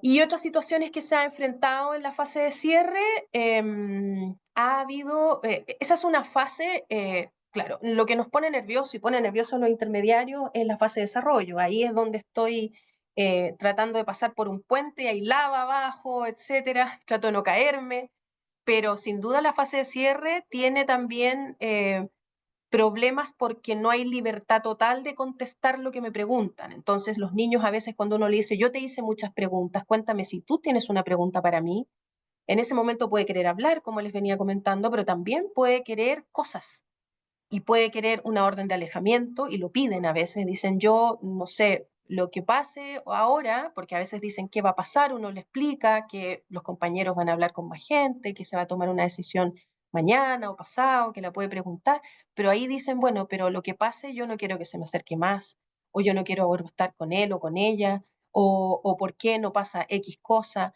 Y esas son difíciles de contestar. Y no solo porque seamos jueces los que estamos intermediando, porque a un PDI o un carabinero le parecería lo mismo. Es porque no podemos, uno, prometer cosas desde las que no hay ninguna seguridad. Dos, no podemos mentir. Tres, tampoco hay situaciones en las que, no podemos en las que podemos decir la verdad cruda, ni menos técnicamente. Entonces, finalmente, uno vuelve a estas estrategias que hemos ido trabajando también con Alicia, de hacer respuestas compuestas, ¿no? O sea, primero acojo, entiendo lo que te está pasando, entiendo por qué me lo preguntas, después me hago cargo del tema, doy una explicación o derivo, o etcétera, ¿no? Pero no dejarlo ahí en el aire, porque hay angustia debajo de todo eso, hay miedo. Declaraciones extensas sí, siguen habiendo, cada vez menos, gracias a Dios, porque los intermediarios en la fase previa, cuando diseñan y asesoran en relación al abordaje, eh, dicen un cálculo más o menos de tiempo y los tribunales están tratando de, a diferencia de lo que pasaba en los 2 primeros años, hoy en día ya 4 años ya lo están observando. Eh, pero la problemática sigue siendo en los casos en donde hay varios episodios, en los casos, por ejemplo, de abuso sexual o transgresiones de índole sexual en general, donde hay varios episodios que son crónicos, que son durante mucho tiempo y donde hay mucho a lo que las partes quieren ir en detalle, ¿no? Y empiezan las reiteraciones, entonces eso se hace muy difícil de manejar. Y varios intermediarios reportan que los niños se van generalmente tranquilos como aliviados, y eso es una cuestión relevante. Para un intermediario es una satisfacción el poder no solo tratar de lidiar con todo esto durante la declaración, sino que también el poder dejar al niño, niña, adolescente en un nivel de flotación que pueda abrir la puerta de la sala especial, irse a su casa y volver a su vida, ¿no? Porque sabemos lo que significa esta instancia para ellos.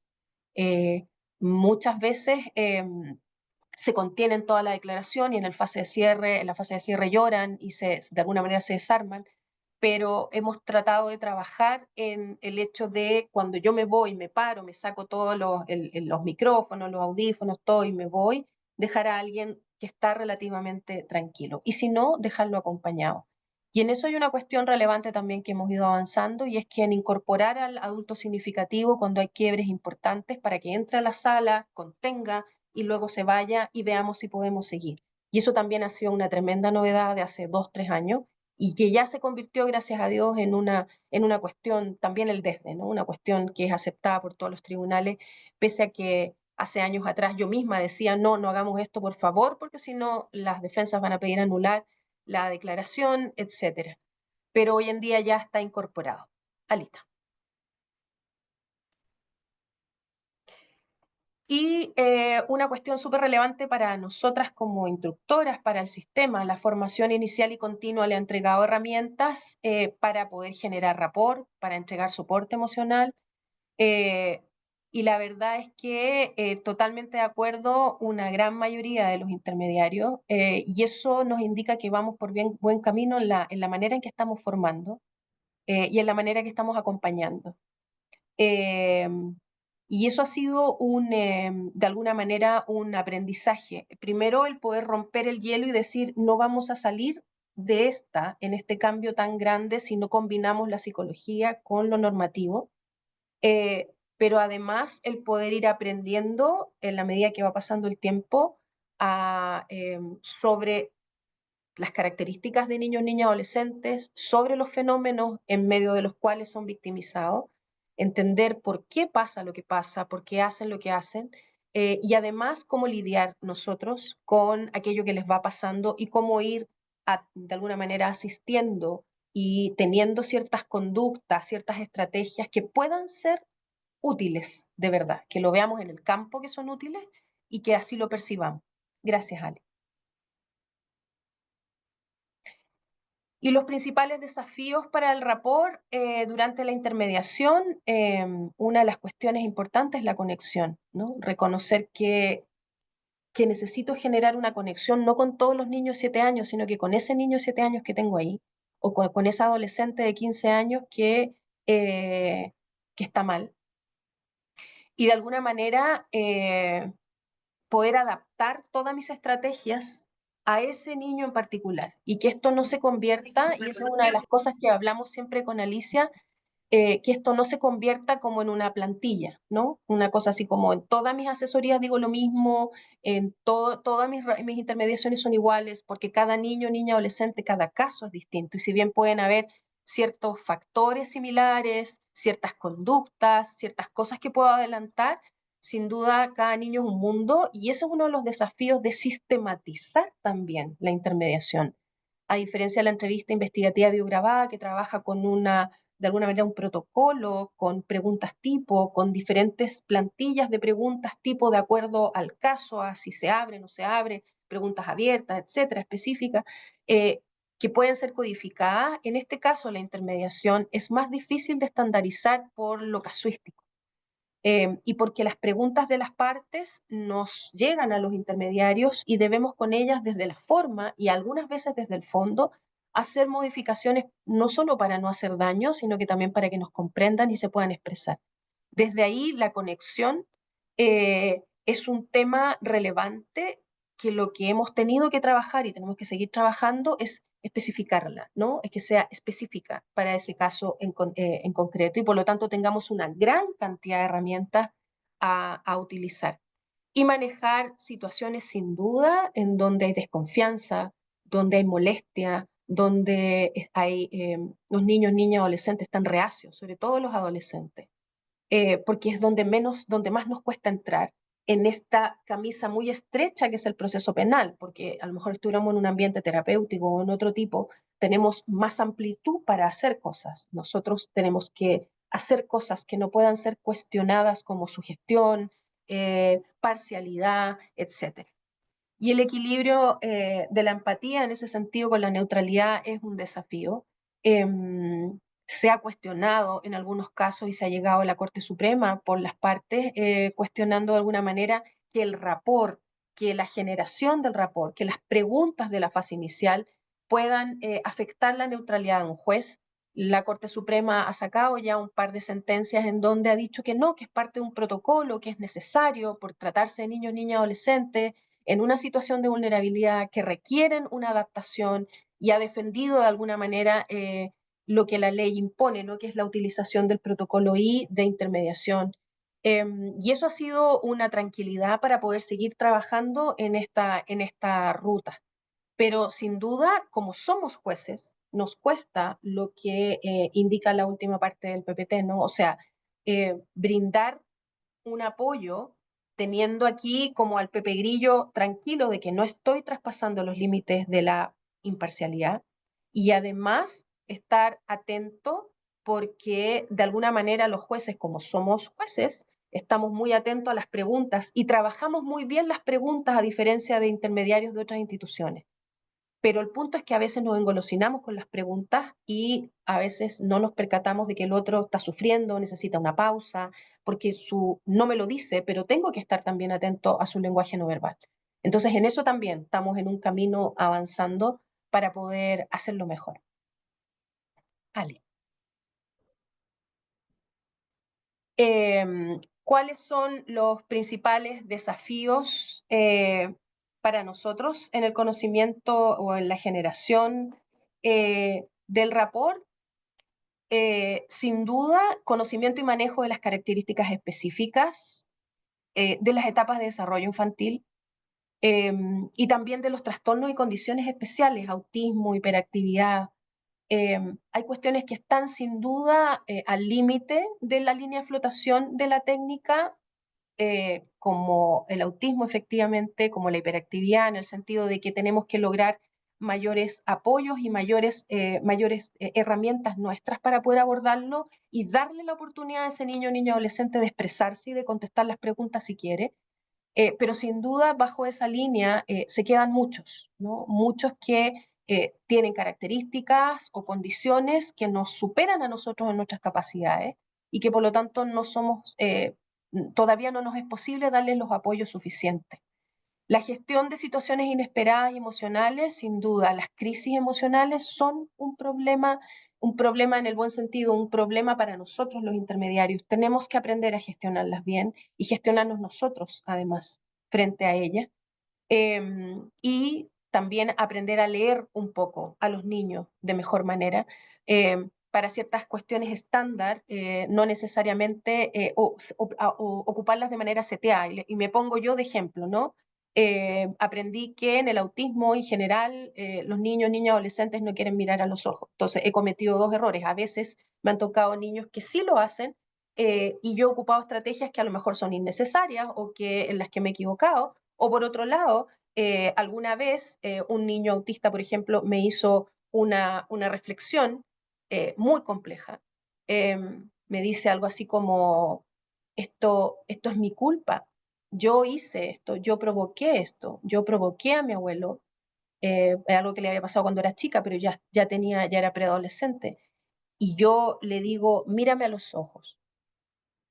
Cuac, mal, ¿no? Le digo, mírame a los ojos. Yo lo que te quiero decir es que los niños nunca tienen la responsabilidad o la culpa de lo que hacen los adultos. Entonces, estaba parada en un límite muy cuestionable en relación a lo que yo le estaba diciendo, pero además lo hice de una manera que pudo haber traspasado los propios límites de ella en relación a sus características y a su condición, teniendo el conocimiento. Entonces, de alguna manera, la competencia para gestionar situaciones inesperadas o para gestionar, de alguna manera, características o condiciones específicas del otro sigue siendo un tremendo desafío para nosotros, porque no somos psicólogos, no pretendemos hacer psicología dentro de la sala especial. Pero sí tenemos que aprender cosas de los que son psicólogos o los que son asistentes sociales de otras áreas y que manejan muchas más herramientas y que nosotros las necesitamos para sacar adelante una diligencia, pero para hacerlo de una forma respetuosa y no dañina. Y por eso nuestra competencia técnica tiene que ir creciendo y por eso el programa de formación continua es tan importante y contar con el apoyo de profesionales que nos puedan dar esas herramientas. Ali, espero que vamos terminando ya para no aburrirnos más con esto. Y próximos pasos de este estudio. Y en esto estamos súper entusiasmadas las dos, queremos continuar por aquí. Hay algunos tramos que queremos seguir revisando y nos gustaría seguir con ciertos tópicos, herramientas necesarias para construir rapport y brindar asistencia emocional, poder de alguna manera levantarlas, factores evolutivos que son relevantes en los casos o en la gran mayoría de los casos que enfrentan los intermediarios y situaciones específicas con niños reticentes, nuevamente, discapacidad intelectual, que es un tremendo desafío porque son niños, niñas, adolescentes que en su gran mayoría se nos quedan bajo el sistema. O sea, el sistema, por más hippie que esté funcionando, no los logramos absorber todavía. Y situaciones específicas con niños migrantes e institucionalizados, que sin duda son de los desafíos más grandes. Y por último, cierro con nuestros sueños, ¿no? Los sueños de Alicia y míos. Soñamos con seguir transformando la justicia para niños y adolescentes. Creemos que es urgente, creemos en que se puede hacer. Y lo decimos no desde la vereda abstracta como del buenismo, ¿no? Lo decimos desde la trinchera, lo decimos desde los 12, 13 años que hemos estado paradas en esto y que hemos logrado que sea realidad. O sea, hace 10 años atrás yo vendía esta pomada y todo el mundo me tildaba de loca. La Ali, cuando empezamos a trabajar en la implementación de la ley, era como subir el Kilimanjaro. Y si bien hay mucho que hacer, si bien hay cosas que no funcionan todavía totalmente bien, hemos instalado un sistema inédito. En muchas cosas no se asemeja a ninguno del mundo. Hemos incorporado en ese sistema a personas que están luchando por tener mejores habilidades para trabajar con los niños. Por lo tanto, sí es posible. Hoy en día hemos salido de la caverna en el abordaje de los niños, niñas, adolescentes en materia penal. Quisiera decir lo mismo de familia. Creo que hay mucho que trabajar todavía, pero lo bonito es que soñamos desde la realidad, desde que sí es posible de hacer. Hemos trabajado en eso y se puede hacer y podemos seguir haciéndolo incluso mejor.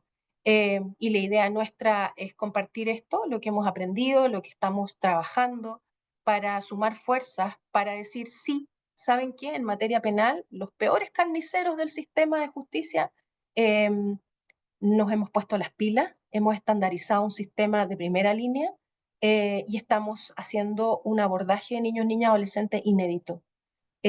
Con lo que tenemos, porque es un sistema de primer mundo, con el bolsillo del Congo, pero en eso estamos. Y es posible hacer.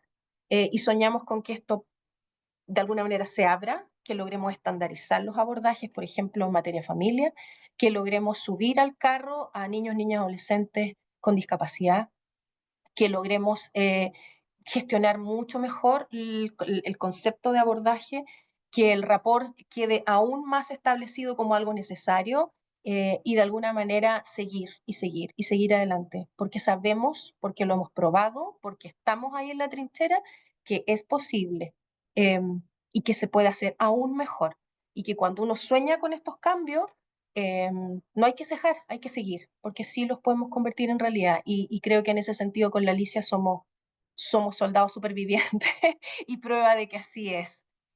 Así que muchas gracias por escucharnos, por interesarse en estas temáticas. Y ahí está nuestro lindo proyecto Justicia e Infancia, que es lo que nos levanta en las mañanas a las... Eso.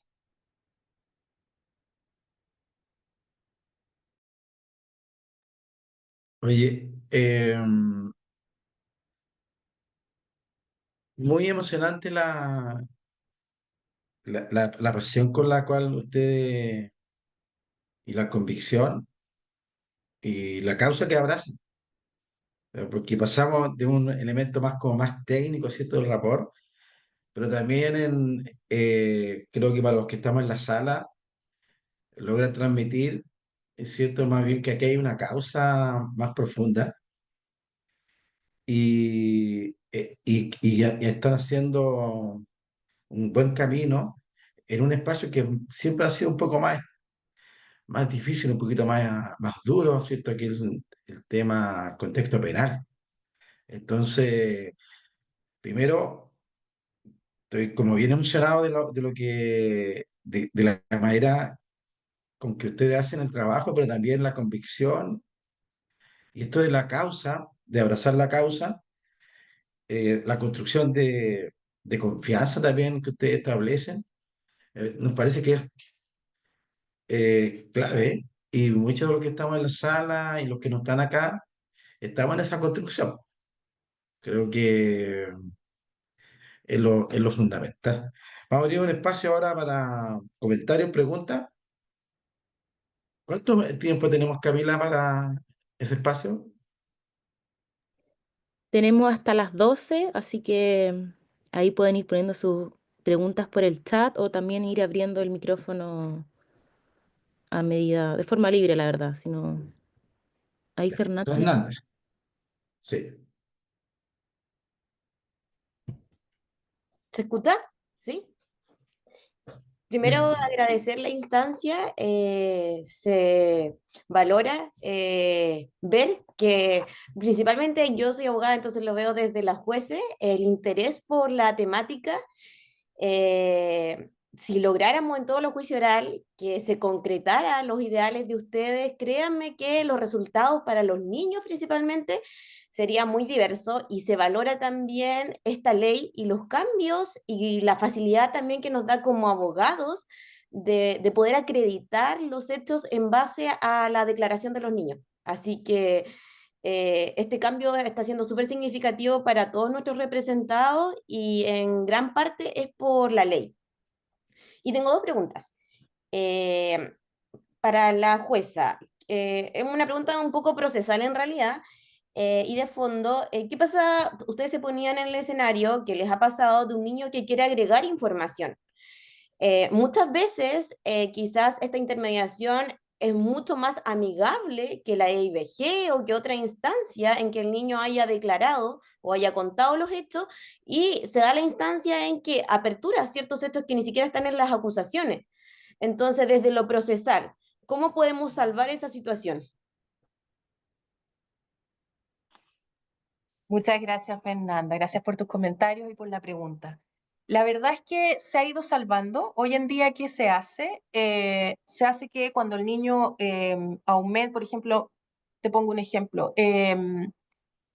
Me pasó a mí hace unos meses atrás. La niña contó otros episodios, contó, o sea, la tuya y dos más. Entonces yo la escuché y una vez que terminó, yo le agradecí la información, no puedo hacer nada más, yo no puedo hacer preguntas, entonces le agradecí la información y le dije que mis compañeros la habían escuchado al igual que yo, entonces que, y me pongo la mano acá, ¿no? Como regla del silencio, entonces le digo, dame unos minutos porque quiero ver si ellos, de todo esto que tú contaste, quieren hacerte una pregunta. Obviamente ese ellos no es el tribunal, son las partes. Y se dio que sí, que Fiscalía y Defensoría querían hacer preguntas. Entonces, cuando yo noto que hay más preguntas y el presidente me dice, Nora, hay más preguntas, yo le pregunto a ella, le digo, Juanita, hay más preguntas sobre esto que tú me dijiste, pero lo primero que yo quiero saber es si tú estás bien, si estás cansada, si quieres parar un rato. Y no me acuerdo en ese caso qué pasó, porque parece que era una niña que tenía hambre, no me acuerdo. Entonces, se da un espacio y de ahí se vuelve con las preguntas. Hay que hacerlas. O sea, si las partes quieren hacer preguntas de esta nueva información, hay que abrirlo. Si no, no. Pero creo que ahí zafas el tema procesal, el problema procesal, dándole a las partes la posibilidad de meterse en esa información. Pero obviamente primero viendo si el niño o niña adolescente está en situación de poder, no sé, pues hablar otros 10, 15 minutos más, porque no sabemos, ¿no? Y en eso lo bueno es que los jueces también ya están siendo como más pesados, ¿no? Entonces dicen, ¿sabe qué? La niña ya lleva hablando X cantidad de tiempo, así que vamos a lo necesario, vaya al punto, y han sido buenas experiencias. Te diría que hoy en día, de manera como estandarizada, se está haciendo así. Ya. Y eso desde como sirve como para contextualizar que el hecho efectivamente ocurre en más de una oportunidad, pero desde lo procesal, en cuanto al hecho, eso no me va a servir para acreditar un hecho más, porque no está en la acusación, ¿no es cierto? No, pero sí sirve, he visto en casos de, por ejemplo, que agregan una serie de acciones que tienen que ver con las estrategias de victimización. Y que en general, por la forma mala que tenemos de preguntar en el juicio oral, que es como un picoteo de gallina, ¿no? Y que lleva para atrás, para adelante, para atrás, para adelante, y que no lo hace de una manera como un embudo, como lo haría un entrevistador en la videograbada, genera que se vayan quedando muchas cosas. Entonces las niñas o los niños se quedan a veces con la sensación de que hay cosas importantes que no les preguntaron y que las quieren explicar, y que tienen mucho que ver como cómo parte esto, como las estrategias, ¿cachai? De acercamiento, de victimización finalmente. Entonces, ahí hay temas. Y claro, Súper. me ha tocado que cuando agregan otros delitos, obviamente lo que tiene que hacer la fiscal es ahí anotar y ver si abre otra arista por otro lado. Ya, y lo último, muchas gracias por la respuesta, súper cortito, es respecto también a juicio oral. En el caso, por ejemplo, que tengamos una nulidad y vamos a un segundo juicio oral, eh, yo no lo he hecho, pero no sé si existe la posibilidad de que podamos solicitar un mismo intermediador como para evitar más aún revictimizarlo. Mira, ahí te tengo una súper buena noticia, porque es mejor todavía que eso. Cuando armamos esta ley, nos cabeceamos harto de cómo solucionar el problema de las nulidades y no le dimos pie en bola al problema. Pero desde el año antepasado, algunas cortes empezaron como a alumbrarse con esto, y ya la Corte Suprema ha dictado 3 sentencias de nulidades, en donde ha dicho que la intermediación del juicio anulado va a ser prueba anticipada en el nuevo juicio, y por lo tanto al niño no se le vuelve a llamar. Ahí no, ¿podrías compartir los fallos, por favor? No, sí, claro que sí. Muchas No, gracias. mira, se los voy a mandar a Camila para que Camila te los mande, ¿ya? Porque los tengo que Gracias. buscar. Pero ya llevamos 3. ¿Sí? ¿Quién más se anima?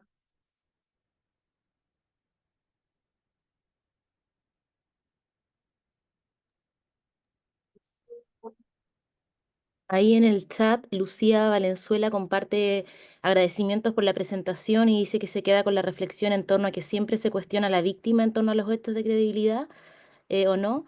Y tras haber visto la serie Adolescencia, me surge la inquietud de cuánto se comprende o no a la mente del sindicado como agresor y de hacer un proceso de investigación y conocer el imputado de su forma de operar, pensar, actuar.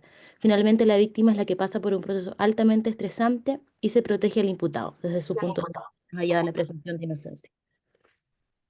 Yo tengo una, un comentario y una pregunta y una preocupación, las tres juntas. Yo en su momento fui profesor de trabajo social y siempre conversando con los alumnos estaba de manera permanente el estereotipo de quienes son vulnerados, son pobres, eh, con familias disfuncionales, con carencias económicas, sociales y culturales. Un poco lo que se planteó también acá en la sala. Y por lo tanto, cuando hablamos de maltrato, abuso sexual infantil, quizás ese estereotipo nos ubica en ese lugar. Pero esta es mi pregunta. ¿Qué ocurre, cierto, con los niños, niñas que son víctimas de abuso infantil y que son de familia con alto estándar cultural, con un alto nivel social? ¿Qué ocurre ahí? ¿Llegan al tribunal?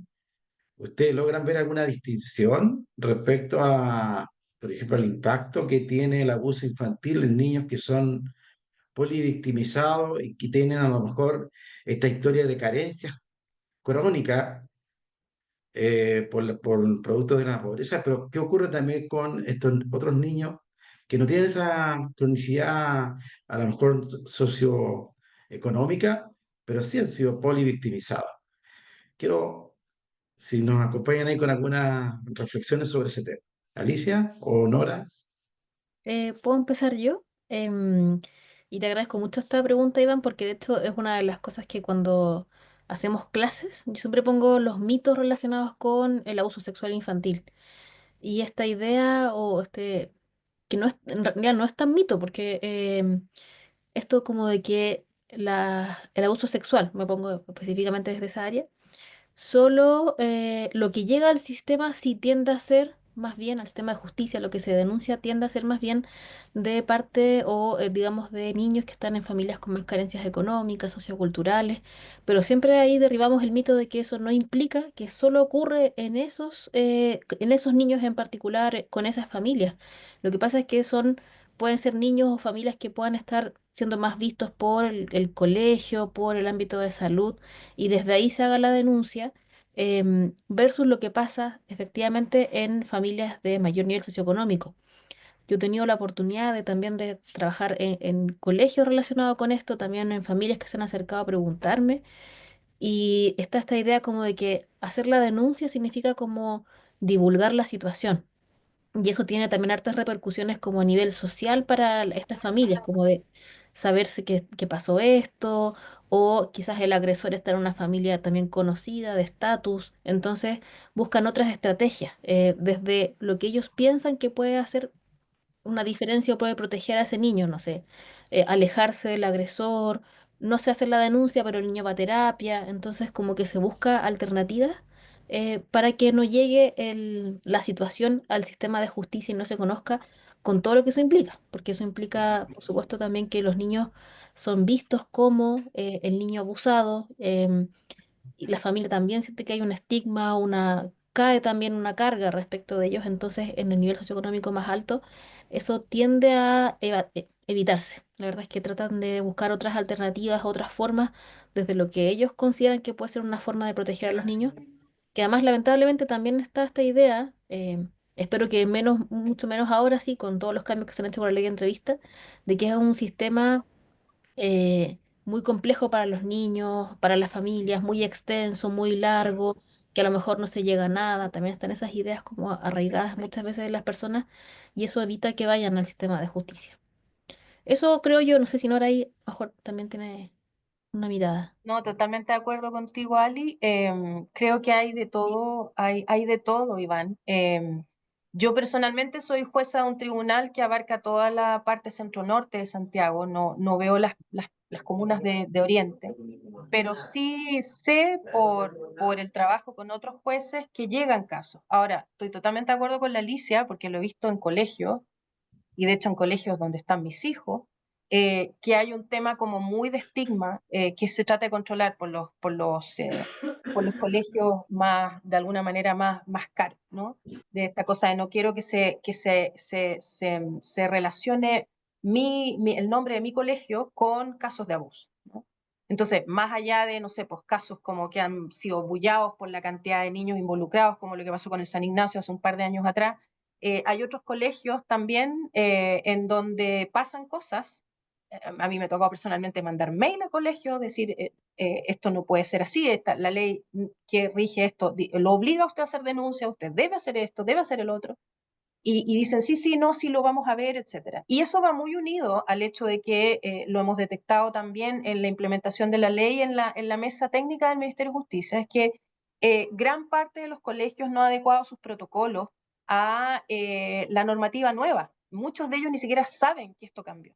Entonces siguen haciendo de alguna manera también procedimientos tipo Gestapo, etcétera. Y lo mismo también en clínicas privadas. Entonces, desde ahí se manejan las cosas de una manera distinta para evitar estas estigmas y vamos dándole a los terapeutas, a los psicólogos, que no está mal, esto, obviamente eso hay que hacerlo, pero y arreglando la cosa adentro en casa. Creo que eso ahí la Ali le da el punto. Y quería solo decir algo en relación a lo que dijo Lucía, que me parece una reflexión súper, súper interesante. Y es precisamente eso, Lucía, lo que nos llevó a armar la ley de entrevista y a tratar de sacarla adelante. Y si bien está siendo súper difícil el mantenerla bien, funcionando a flote, porque ahí tienes que, de alguna manera, contener a todos, a los tomadores de denuncia, a los fiscales, a los jueces, etcétera, para que esto funcione efectivamente como una instancia en donde la interacción es una sola vez, o a lo más 2 veces, y que es una interacción respetuosa, no dañina. Sin duda tenemos mucho que trabajar en eso. A lo que apunta la ley precisamente no es al resultado de la condena, a lo que apunta la ley es a que el niño cuando pasa por el sistema no sea nuevamente vulnerado, más allá de los resultados. Ahora, sin duda, creo que hemos ido también entendiendo y apuntando que y parece muy de perogrullo, pero legalmente es más soft el tratamiento de los testigos y las víctimas en la ley, que tienen también derechos y son también parte de la garantía del debido proceso. Entonces hemos ido aprendiendo de a poco, y por eso también la ley de garantías es tan importante, que hay un debido proceso también para quien es víctima. Ahora, sin duda, esto tiene muchas aristas, ¿no? A uno le gustaría que esto fuera más rápido de otra forma, pero también es todo un proceso el trabajar con la sobreintervención, porque si somos sinceros, todos hemos querido siempre un pedazo del niño, todos, policías, fiscales, jueces, todos queremos mirar al niño a los ojos a ver si realmente esta cuestión es verdad o no. Entonces, salir de esa pesadilla que nos costó construir durante 20, 30 años, es también un proceso lento. O sea, el tema del peritaje lo hemos trabajado, sobre todo Alicia.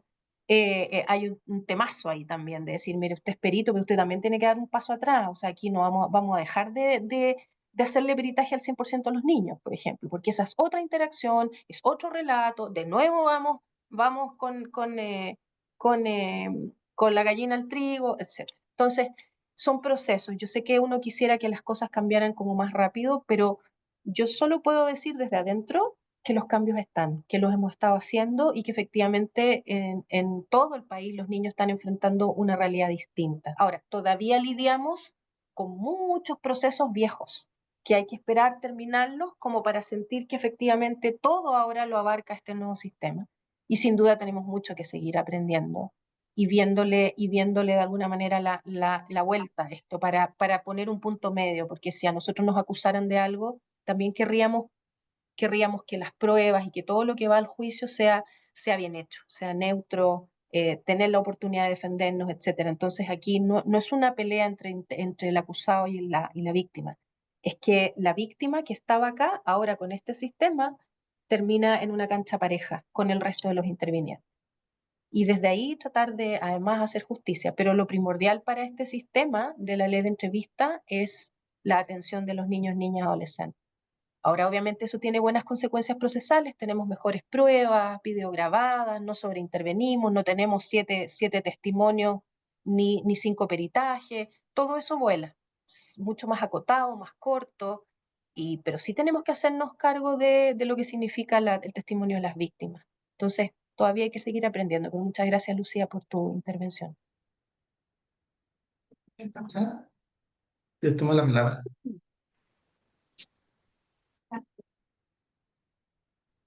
Sí, Tamara ahí tiene la manito levantada, así que si quieres puedes activar tu micrófono. Hola, ¿me escuchan?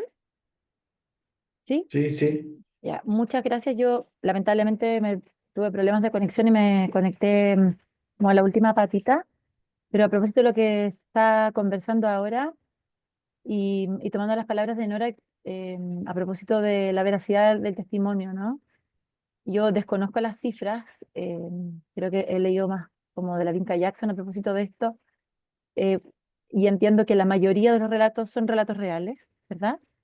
Donde efectivamente ha habido abuso o vulneración de derechos, y tomando en cuenta eso, y principalmente pensando como en el primer ciclo de la vida de los niños y niñas, no sé si se hace o no tomar, a propósito de la revictimización y todo eso, a mí me hace ruido siempre que los niños sean de nuevo los que tienen que testificar, porque de todas maneras es un proceso que vuelve a abrir la herida en la teoría del trauma, ¿no? Si se toma la palabra de quien recibe ese relato por primera vez, esa profesora, la mamá, la persona de salud, me imagino también, ¿no? Si ese relato también es valedero en este sistema, en este proceso. Y cómo se ve la figura de la persona que recaba esa primera información, que es su persona de confianza, lo más probable, en relación a los siguientes pasos que tiene en el sistema de justicia también el niño o la niña. No sé si se entiende lo que planteo y la Sí. pregunta que hago. Creo haberte Gracias. entendido, Tamara. Muchas gracias por tu pregunta. Creo que hay dos cosas. Uno, sí, la persona que recibe la develación siempre es muy, muy importante y necesaria en el proceso y en el juicio propiamente tal. Recordemos que el proceso es largo, pero el juicio, cuando uno se sienta como juez en un juicio, lo que pasa ahí es lo que yo tengo que tomar como prueba para ver si condeno o absuelvo, no lo que pasó 4 o 5 años atrás. Nosotros no conocemos la carpeta investigativa, no la tenemos que conocer. Para mí, lo que hay es lo que se hace ahí en el juicio frente a mí, no hay nada más. Entonces, en ese sentido, el que llegue a un juicio la persona que recibió la develación es esencial para la línea, de alguna manera, la línea de análisis de la consistencia y la coherencia del relato, que es algo que tenemos que hacer en todos los juicios, o sea, hay que hacerlo. Entonces, es súper relevante. Ahora, cosa distinta es que, por ejemplo, si tú recibes una develación, tú reemplaces la declaración del niño. Eso es más delicado. No te estoy diciendo que siempre tiene que ir la víctima. Yo he estado en muchos juicios donde la víctima por diversas razones no llega. Esta ley tiene la posibilidad de, si no llega la víctima, en ciertos casos, que es la entrevista investigativa videograbada, que esa videograbación reemplace el relato y por lo tanto no traerlo a juicio. Pero sin duda, por el tipo de ilícito en los que se ven envueltos los niños, los únicos que saben lo que pasó y cómo pasó es el niño, niña, adolescente y su agresor. Entonces, desde ahí, para poder establecer la dinámica de lo que pasó y ver si eso es un delito, necesitamos saber qué pasó.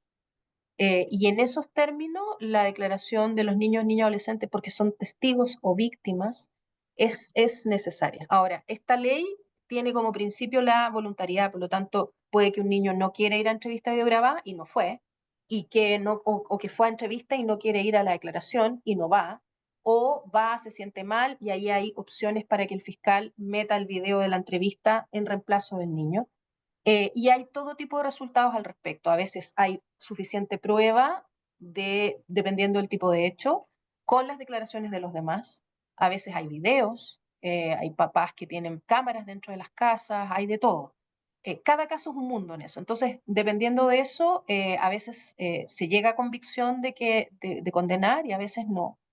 Pero ahí hay una elección del legislador. O sea, como país hicimos una elección en esta ley que puede doler, pero de alguna manera es ponerlos a ellos al frente. Entonces, si ellos no quieren, si ellos no pueden hablar, la pretensión punitiva, le decimos en materia penal, o sea, el querer condenar, da un paso atrás.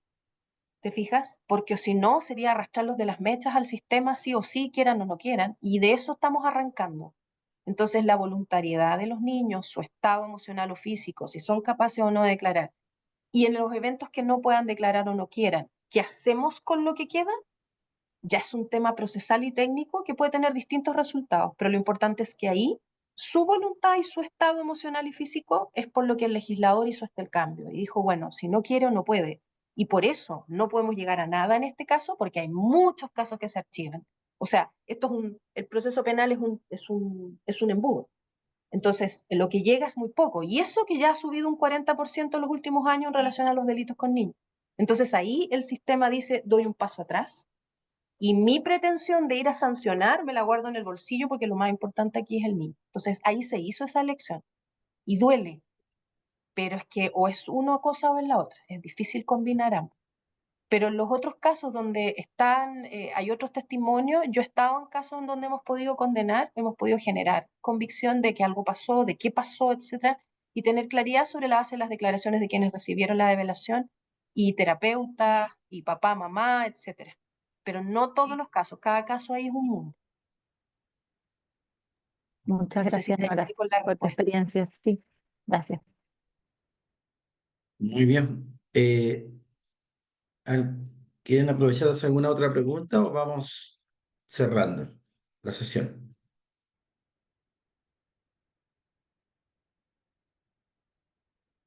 Bueno, contarles que esta iniciativa tiene que ver con un programa que está impulsando la ONG Paicaví, que se llama Colaborar para Transformar. La colaboración supone ir incrementando la confianza en la sociedad, ir incrementando también la confianza entre nosotros, los actores que estamos más involucrados directamente en la atención de los niños, que es como primer piso para nosotros. El Congreso chileno ha contribuido mucho a conocernos, a iniciar, a tener confianza entre nosotros, porque con 600 personas que llegan al Congreso, no es fácil conocerlos a todos, pero lo que sí está ocurriendo, y eso es lo que nosotros estamos sintiendo, es que hemos ido incrementando la posibilidad de ir co-construyendo con muchos actores que hace 10 años era inimaginable estar debatiendo, conversando y además creo que abrazando una causa ética común que tiene que ver con la preocupante aumento de los cuantitativos de los niños que son víctimas de maltrato en sus múltiples dimensiones. Y hay una situación que hay que reflexionar de manera muy profunda, porque por un lado hay más programas, hay más dispositivos, ¿cierto? Hay una justicia más amable. Al mismo tiempo, los indicadores de malos tratos no disminuyen, no disminuyen. Por el contrario, se ha ido agudizando también la, las polivictimizaciones y van apareciendo nuevas categorías. Por ejemplo, todo lo que tiene que ver con la violencia online, ¿cierto? El tema de los abusos en línea, que era hace 10 años impensable. ¿Qué es lo que va a ocurrir en los próximos 10 años? Tampoco sabemos. Pero sí, lo que sí sabemos, y esa es la posición de la ONG Paicaví, que en la medida que vamos co-construyendo trabajo colaborativo, que vamos co-construyendo también y compartiendo nuestros saberes, que nos vamos también generando en otros espacios que no son solamente los nuestros, sino que los espacios familiares, los espacios sociales que uno habita, también llegar con esta necesidad imperiosa de pensar qué ocurre y qué nos está pasando como país.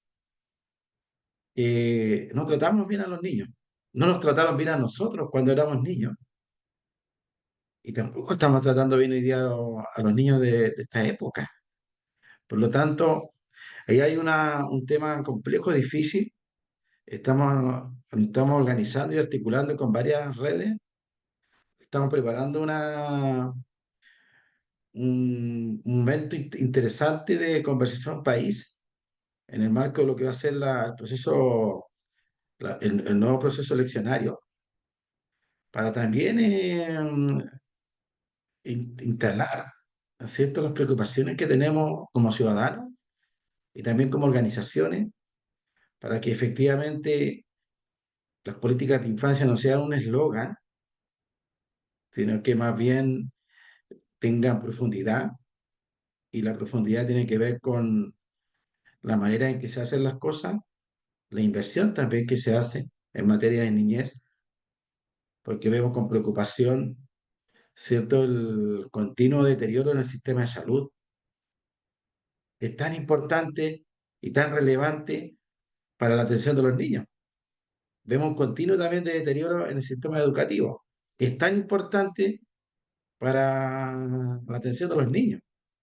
El otro día, no sé si lo vieron, pero apareció un caso dramático de un ausentismo importante de un niño que finalmente después eh, eh, se descubrió un caso dramático de maltrato infantil y la red y los actores no dieron cuenta. Entonces, colaborar para transformar este espacio que pretendemos hacerlo durante los próximos 3 años va a permitir hacer una contribución en este sentido.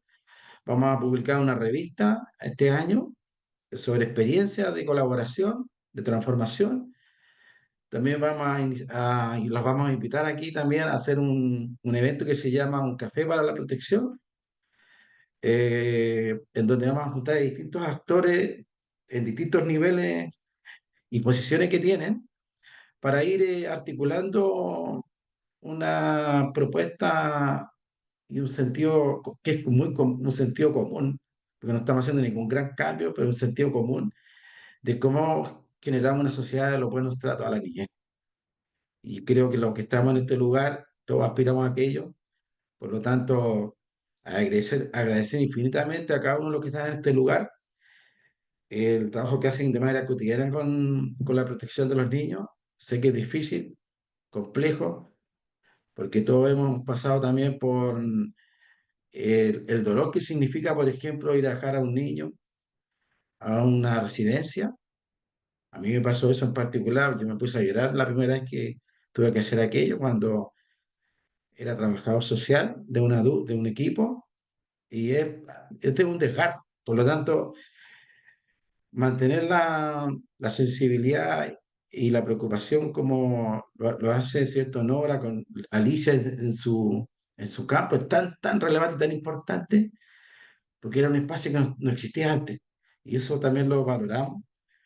Les agradecemos que sigan en esa ruta y bueno, cuenten con nosotros, como NG Paicaví, con el Congreso, para las cosas que sean necesarias de impulsar y también para los que están en la sala, tomar contacto con nosotros si necesitan alguna colaboración y no olviden firmar para lograr que el 16 de abril sea el Día Mundial contra el Abuso a Niños Varones.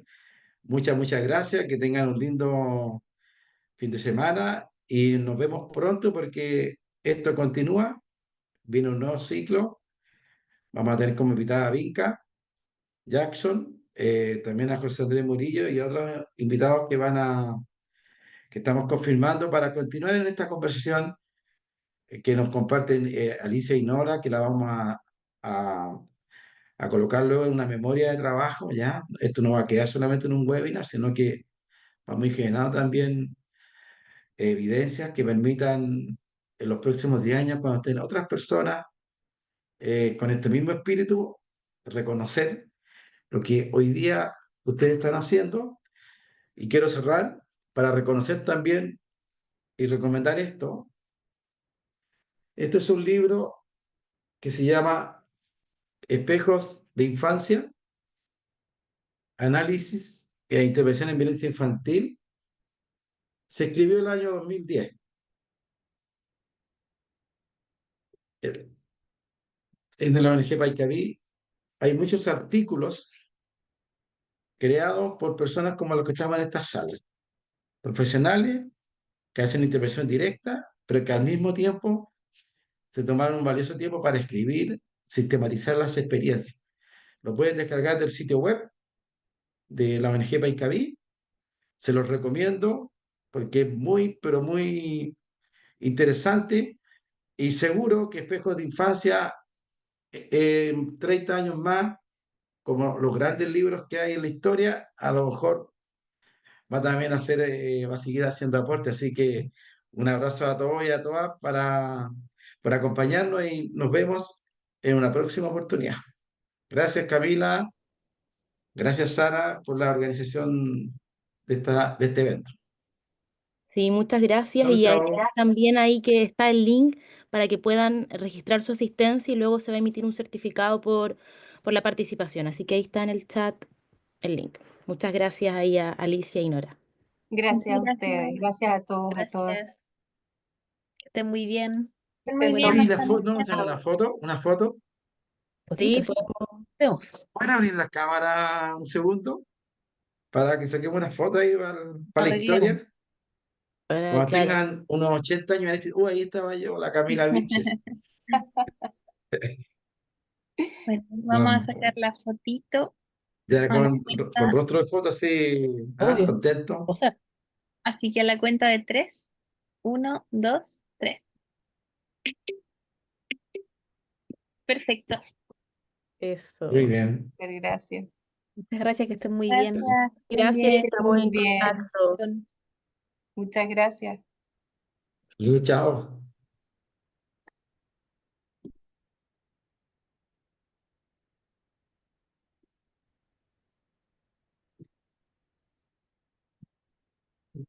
Camila, Sí, ahí estaba viendo Fernanda. sí, soy colega de Fernanda y te iba a pedir que la contactara, porfa. Sí, si ahí me pueden dejar el correo por el chat, yo lo registro. Súper, que estén muy bien, muchas gracias. Chao, muchas gracias a ustedes.